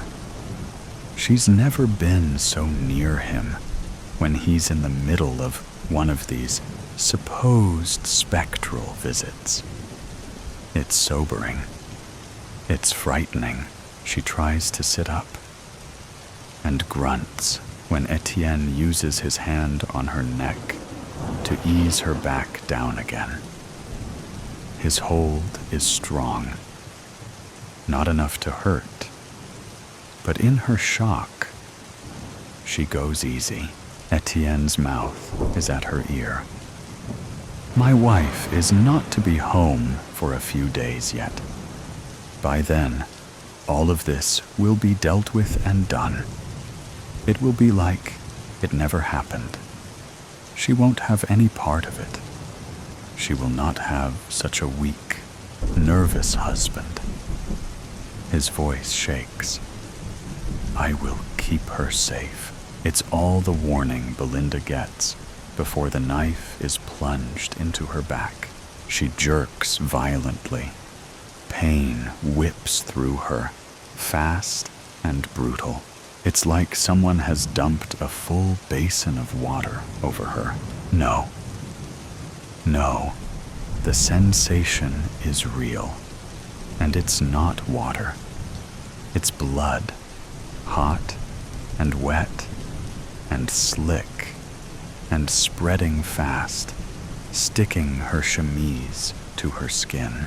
She frantically shoves herself up, grappling for a place on her back she can't reach, too low for the arm she stretches over her shoulder, too high for the one she stretches under. She arches, incapacitated by the pain, her mouth opening and closing like a fish thrown onto rocks, gasping into air that isn't helping her situation, feeling inches from death. The knife digs into her shifting skin, or is her skin digging into the knife? The awful, writhing, sawing sensation ripping through her. She's never been stabbed before, but this cannot be normal. Flashes of rabbit hearts and salt come to her. And no, of course this isn't normal. Not by Etienne's design. She hunches, trying to scramble away from the pain. But there's nowhere to go that it doesn't follow.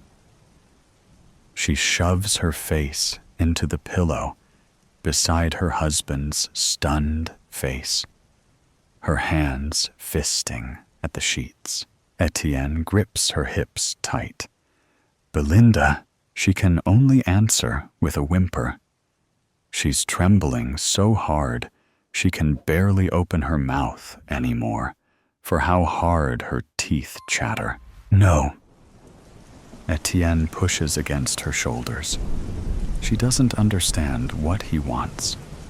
She doesn't understand what's happening. Dear God, no. His touch moves to her face, and he wrenches her head back with his hands shoved up into her hair. Belinda. He jams his fingers under her jaw, ignoring her choking, feeling for something. Upon finding it, his face goes white. Belinda. Again, more urgently, wrestling to sit them both upright. Belinda. It's all coming to her in flashes. The horrible red smear on Etienne's cheek.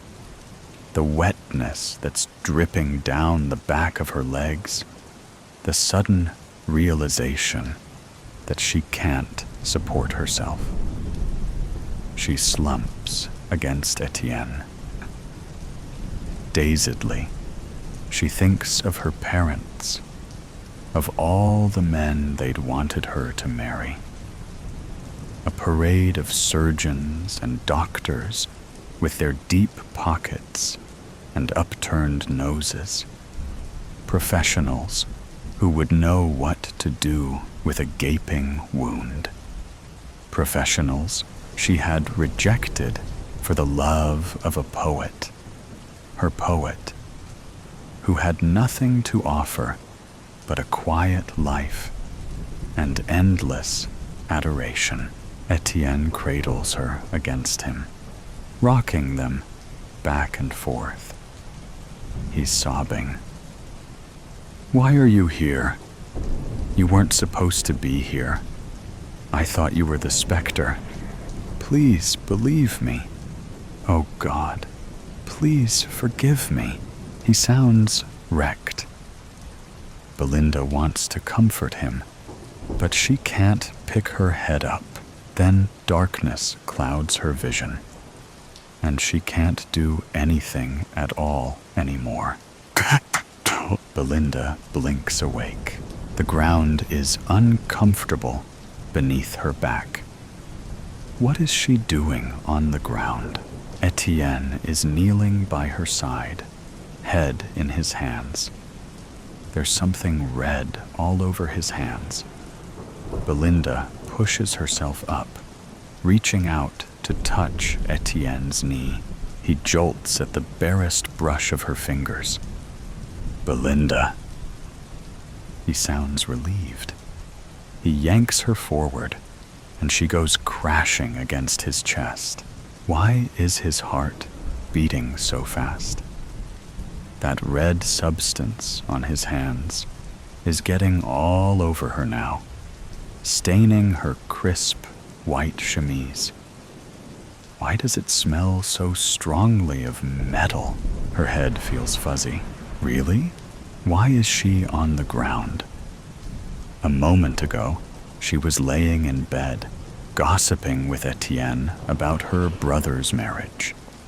Did she fall out of bed? Did she hit her head? Is that why everything feels so off? "I'm sorry," she murmurs slowly. "I'm not sure what happened. Did I fall? You..." Etienne is shaking. She must have really scared him. "I fixed it. It's all right." "Fixed what? How long was I out?" "It doesn't matter. You're all right. It's all right now." Belinda frowns. "Etienne, is my head bleeding?" He winces. "What? Why are you asking me that?" "Blood." She can't think of anything else to say. She should get a cloth, something to clean him with. She pushes away from him, bracing against the edge of the mattress to stand. Her hand sinks into something cold and wet. Before she can search for the source of it, Etienne pitches forward, grabbing her by the cheeks and pulling her to look back at him. It makes her head spin. "Don't look," he says. He sounds gravely serious. Belinda's heart stutters. "What?" "Don't look," like a petulant child. Belinda can't stop herself. She's wriggling out of his grip before he can stop her again, ignoring his cry, turning to look at herself, laying dead in a mess of blood on the bed. Herself on the bed. Blood. All air leaves her. She jerks to her feet, stumbling backwards. She can't look away. She's just laying there, her hair stuck to her forehead and her chemise soaked through with red. Her eyes are still open. Behind her, Etienne remains on the ground. His voice is low, thick with grief. "There was an accident. I did what I had to fix it." "What?" Her voice sounds like it's coming from miles away. She doesn't even know what to ask. She can't look away. I didn't know if it would work. I had only read about the ritual. I've never attempted it. But the journals said I could comb through time and bring something back with me. He looks up. I brought you. Belinda's stomach turns. Etienne's face is wet with tears. Where is she? You brought me from the past? From before the accident? Yes. It was the only way. You were already gone. His voice breaks, and he hangs his head. His shoulders are shaking. Belinda looks at him. She looks at herself. But what of the Etienne in the past? Are you the same as him? Our paths have diverged, he says gravely.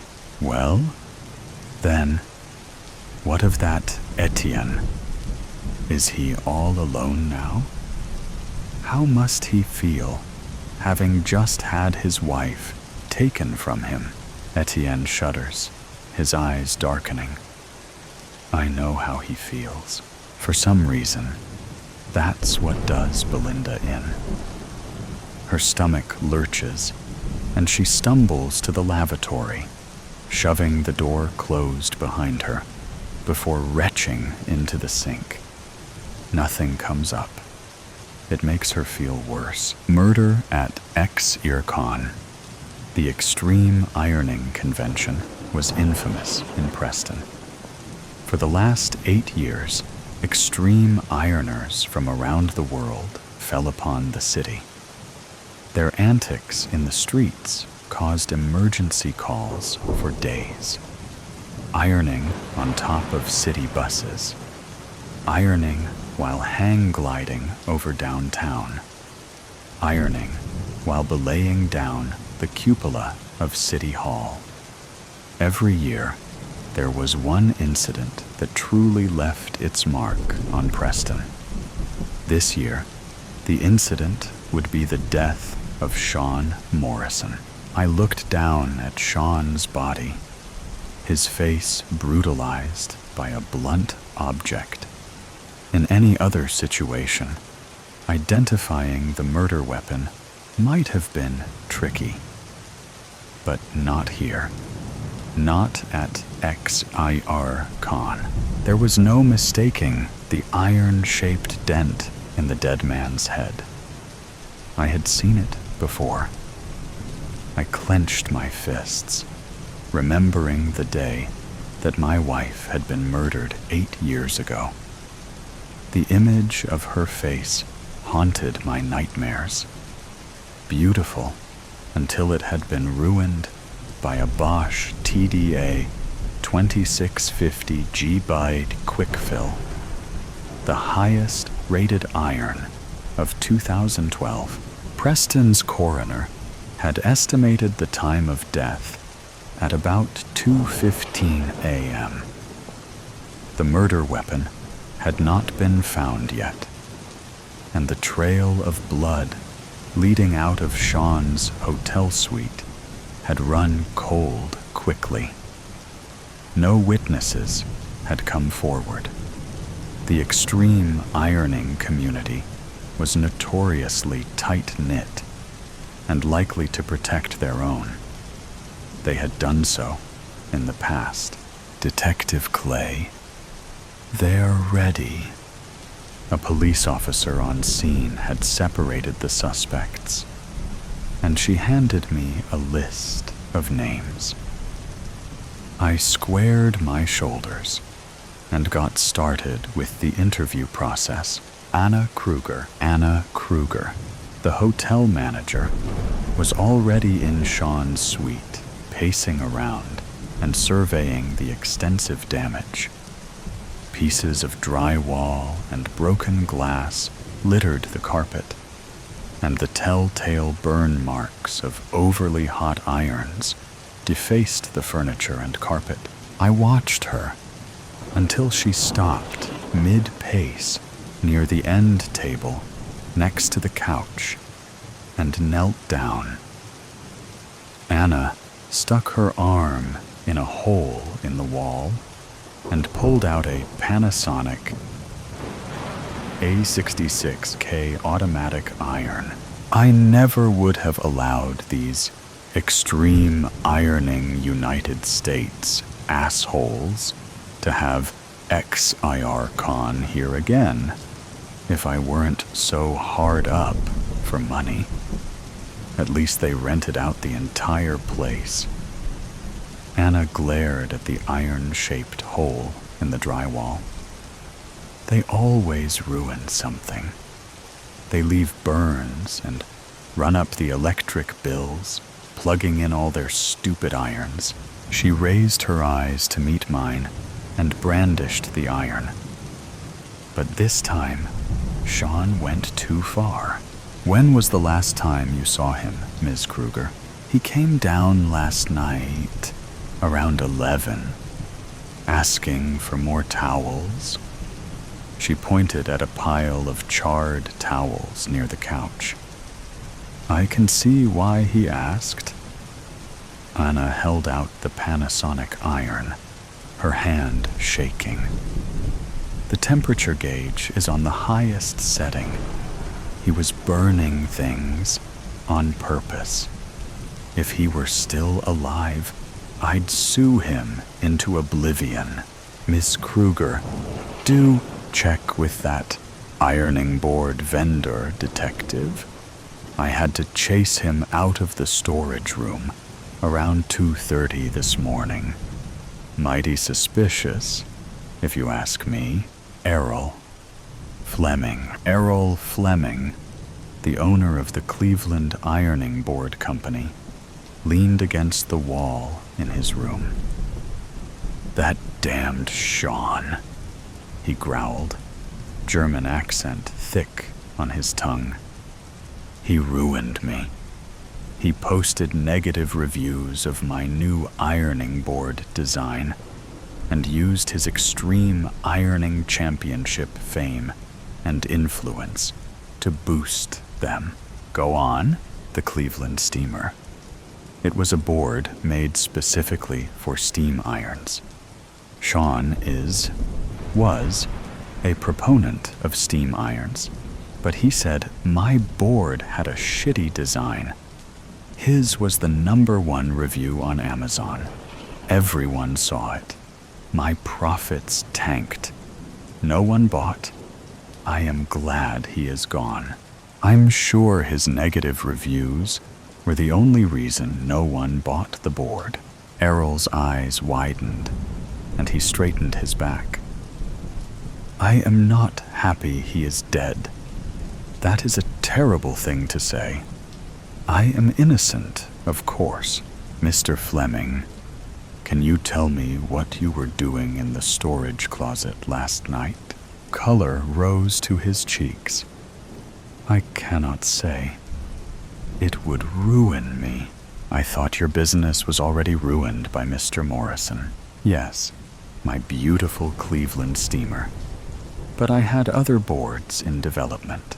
What does this have to do with your excursion? Errol sucked in a breath and held it until I thought he might faint. Finally, he breathed out and answered. I was looking at the hotel's ironing boards. I frowned. I couldn't come up with any good ideas, he wailed. I was looking for inspiration. You can't tell anyone that I'm an ironing board design fraud.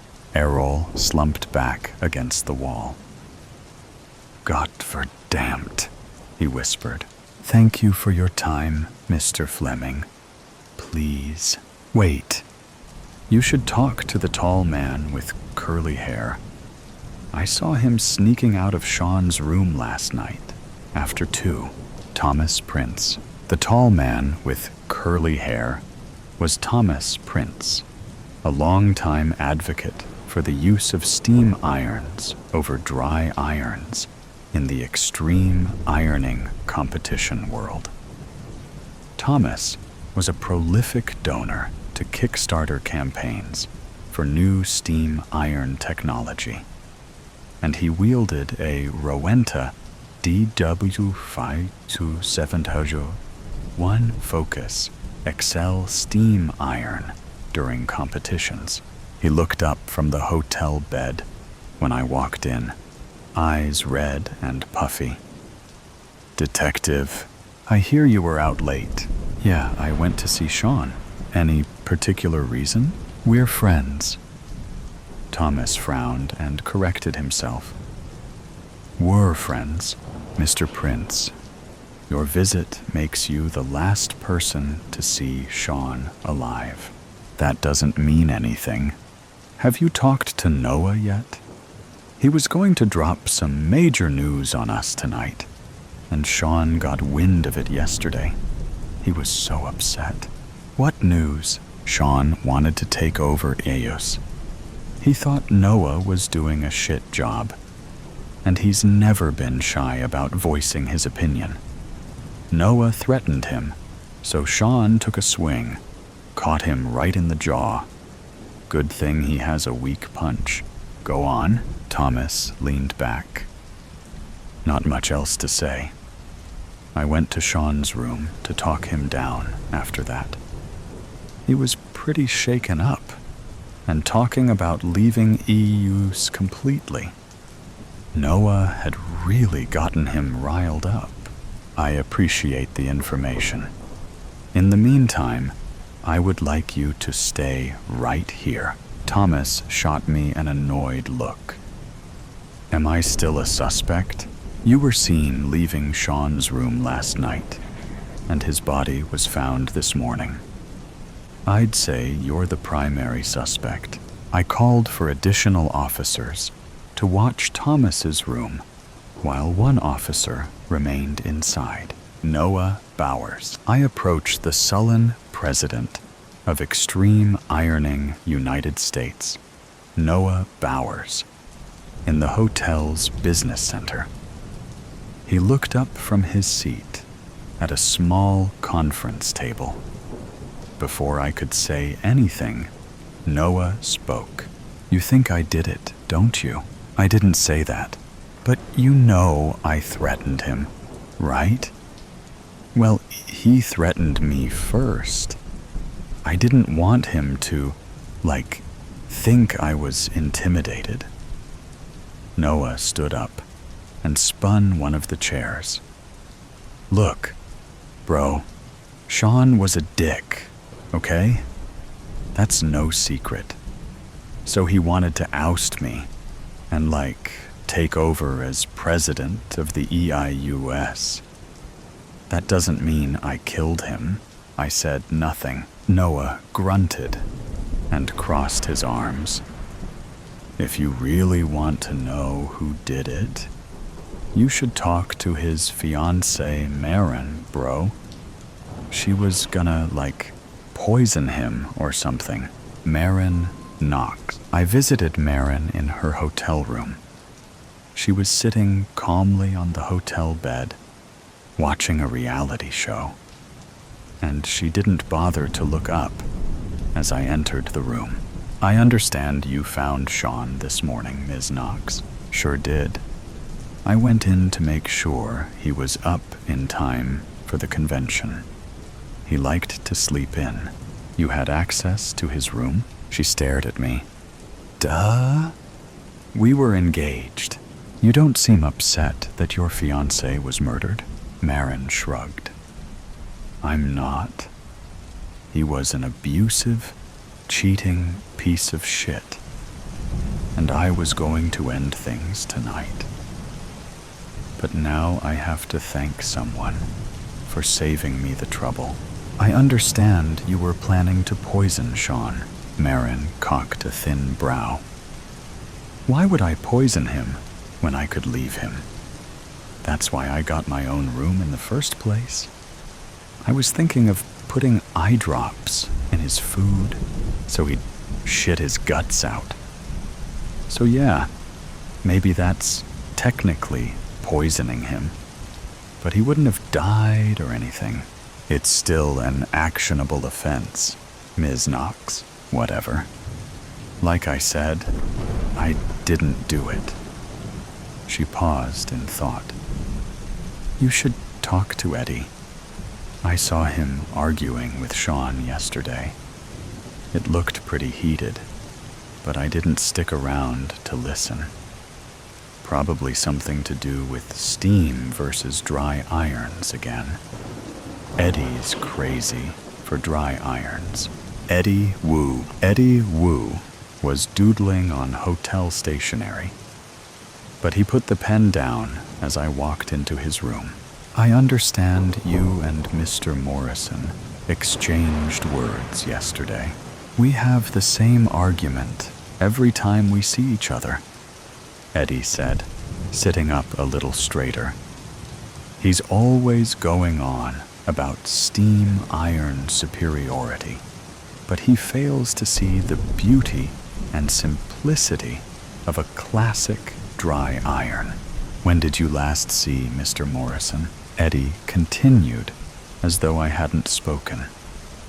Using a dry iron is an art form. He walked across the room towards an ornate case. Let me show you. That's okay, my iron, he cried out in panic. Eddie showed me the empty case. Where is it? How? Eddie sank to his knees, tears spilling from his eyes. My glorious iron.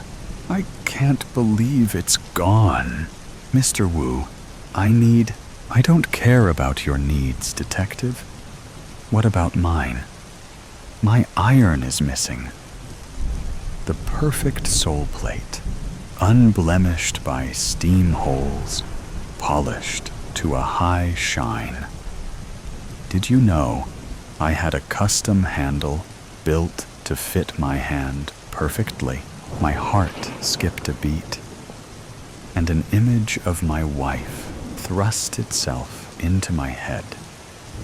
The iron mark on her face wasn't perfectly smooth. There were spots, steam holes, but Sean's mark had no holes. He was killed with a dry iron. Mr. Wu?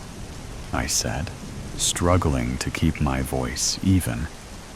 Who else here is a dry iron aficionado? You wouldn't believe me if I told you. Try me. Eddie grinned like the Cheshire Cat. Sean Morrison. Did anyone else know? Eddie shrugged. This is a small world, detective. It's hard to hide something so scandalous. His grin faded. You should talk to Thomas. Thomas Prince. Thomas jerked up in surprise as I walked in the door. He set aside the iron he was cradling and wiped a tear from his eye. Mr. Prince, how well do you know the others at this convention? Well, me and Sean go way back, of course. Eddie's been around for a while. We don't agree on irons, but he's a nice guy. Marin came into the mix a couple years ago. Noah's been the president of EIUS for a long time, but he mostly keeps to himself. I don't know him that well. Do you know if anyone might have a motive to harm Mr. Morrison? Marin and Sean have been together for a long time, but that's been falling apart. Thomas made a face. She's a real piece of work. I wouldn't trust her with my iron under any circumstances, but I don't really know the others well enough to say. I took a deep breath. Did you know that Sean was secretly into dry irons?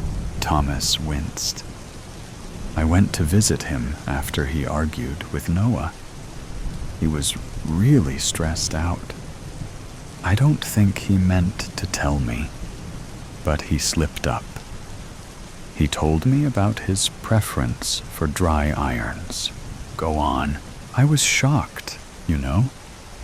We had spent years talking about the merits of steam irons over dry. Thomas threw his hands in the air. I mean, you can use a steam iron as a dry iron. But he just kept talking about how cool Eddie's iron was. Thomas stood and walked to the window. I asked him if I could have his championship-winning steam iron. And I know it was kind of selfish to even ask, but it's a steam iron. He faced me, his mouth hard. If he was so into dry irons, there's no reason he needed to keep that one. I knew the answer already. He said no. Thomas hung his head. Yeah, that's when I noticed it. A plug barely poked out from under the hotel's dresser. Thomas noted my pause and followed my gaze. We lunged at the same time, but I reached the dresser first, knelt, and yanked the cord, and there it was. The Oster Heavyweight GCSTD 1109 Classic, stained with what was surely the victim's blood. Eddie Wu's missing iron. I expected to fight my way out of the situation. But Thomas sat down heavily and exhaled. I didn't mean to kill him. I backed away from Thomas to the room door. Sean had Eddie's iron in his room. He was messing with it. I think he was trying to break it so Eddie wouldn't win in today's competition. Thomas groaned. And that was bad enough. If the sponsors found out, we'd lose all those investments. But when he refused to give me his steam iron, I just snapped. I stuck my head out the door and motioned for the nearest officer to assist me.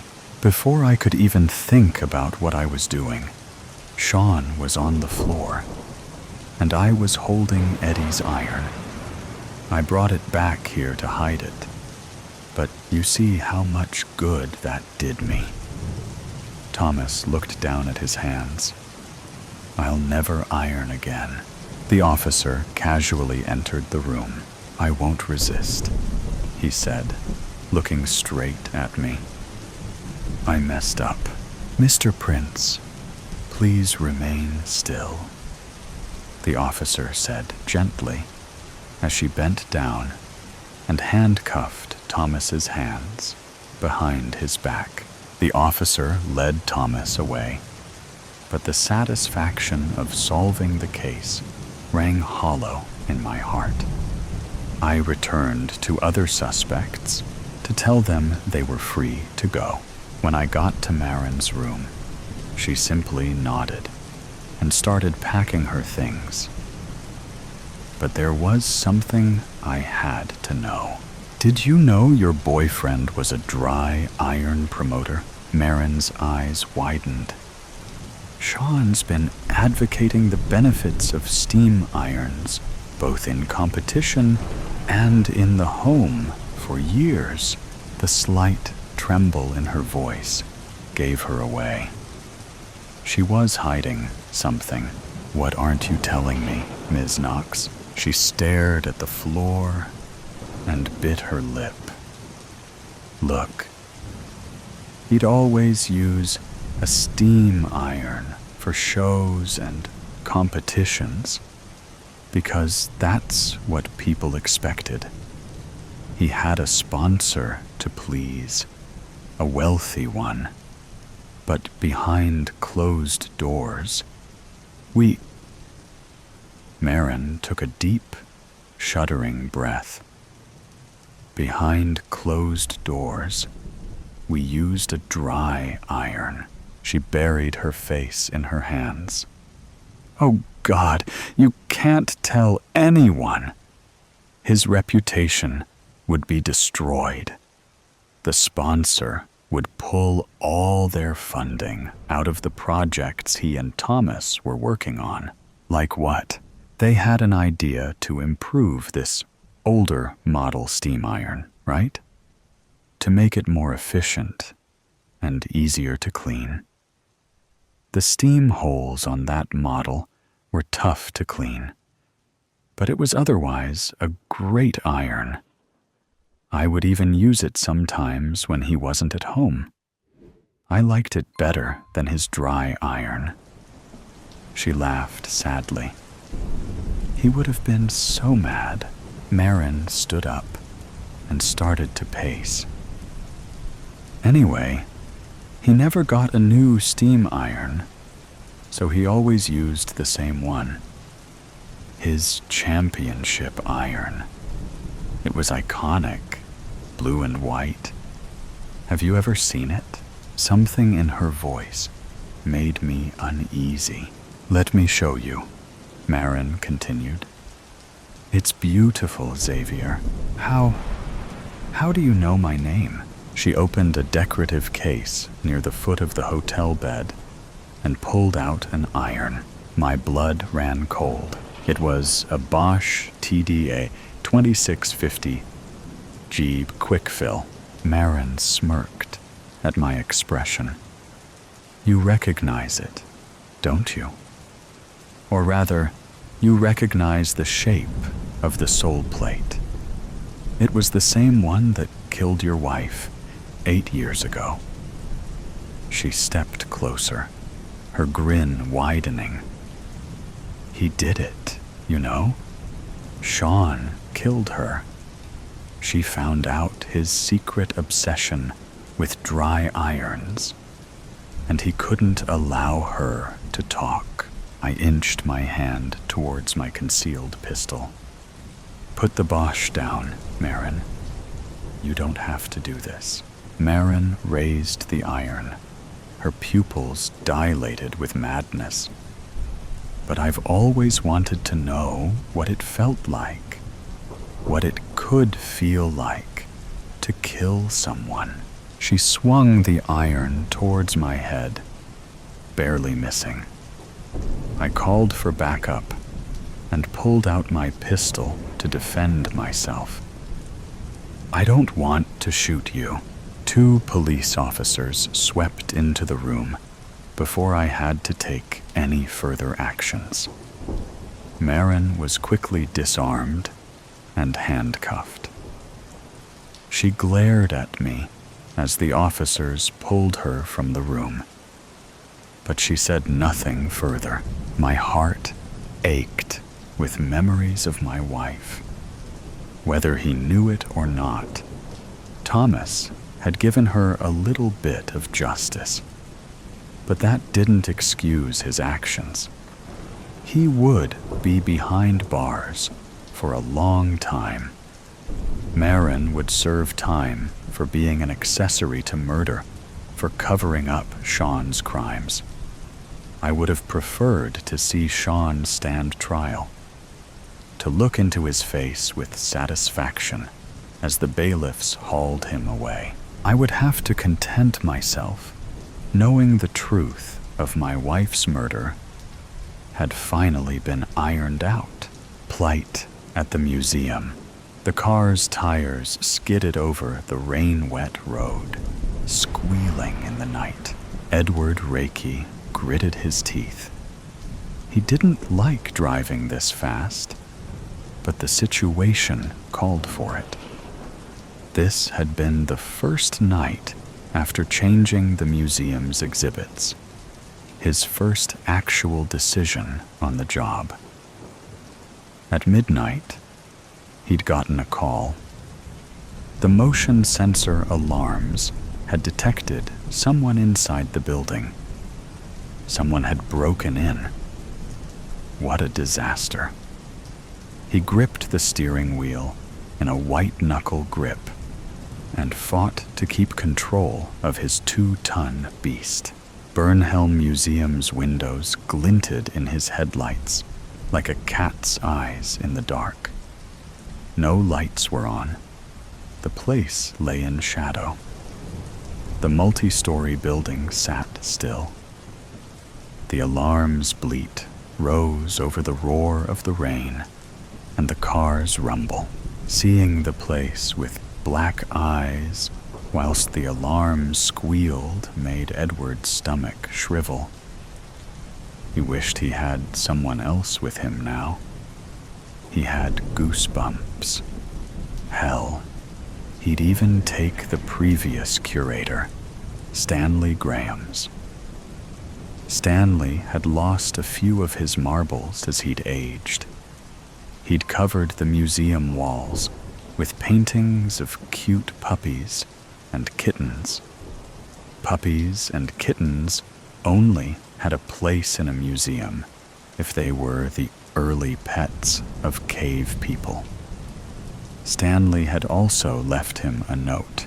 "Dear Edward, there is something you should know about the Burnhelm Museum. You see, there is life in the pain." Stanley had not managed to write beyond that.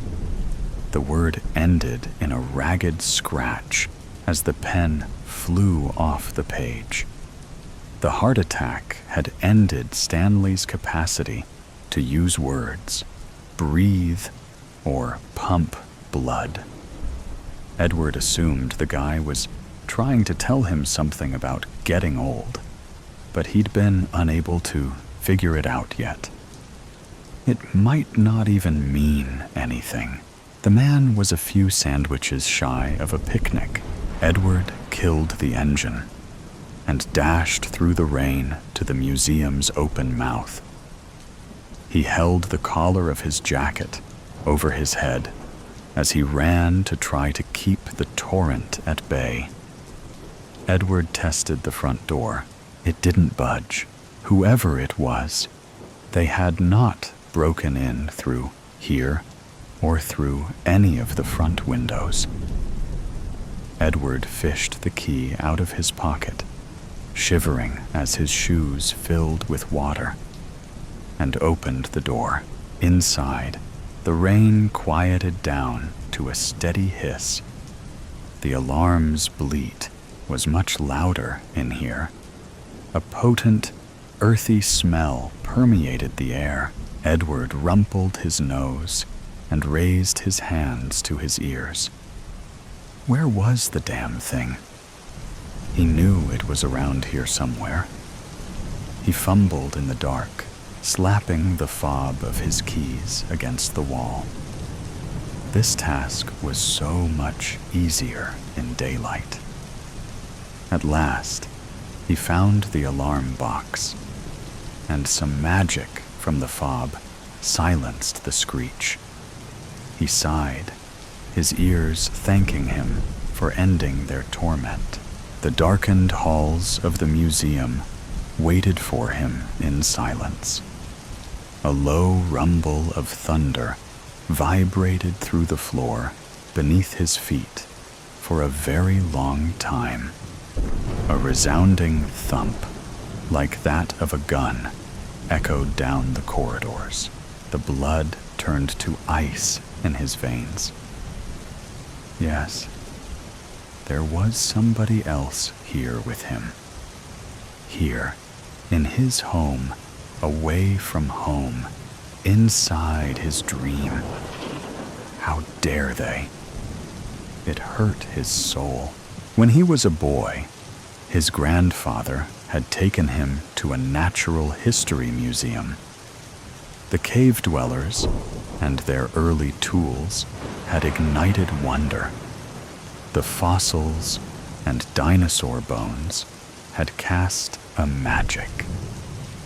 The Tyrannosaurus, Rex, mammoths, and megalodons had inspired terror and admiration.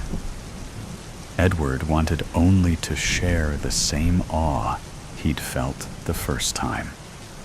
It was an honorable goal. There was an obvious way to achieve this. He had to be the best museum curator ever. But one thing had stood in his way, at least until now. he always started afresh. He came in, did away with the old, and swept in with the new. Edward couldn't stand to leave something standing that wasn't his. It didn't matter whether it worked. He discarded functional systems and inadequate systems. Unfortunately, such an attitude did not make him many friends. And so, he'd bounced around from museum to museum, never quite reaching the desired position. But now, he was Bernhelm Museum's curator. He'd realized his lifelong ambition. At last, after so much struggle, and now this? Youngsters and drug-addled maniacs breaking in, with their spray paints and their broken bottles of beer and their, good God, used condoms. This place was his, and he wasn't about to hand it over to some hooligans or street urchins pulling a prank. Edward scowled and closed the door behind him and locked it. He hit the lights and called out to the intruders. "It's too late to escape," he said. "The police are already on their way." A lie. "You never should have come here." A high-pitched coughing sound bounced around the building. It came from many places at once, back and forth. Edward's eyes widened. There were many criminals in here, and they were laughing at him. Shaking, he clenched his fists, nails digging into his palms, and marched into the museum. It took him longer than it should have to notice what was wrong with his exhibits. The paintings were empty. Jaw hanging down to his chest, Edward stumbled to a halt. He squinted at a painting that had, until tonight, held a picture of a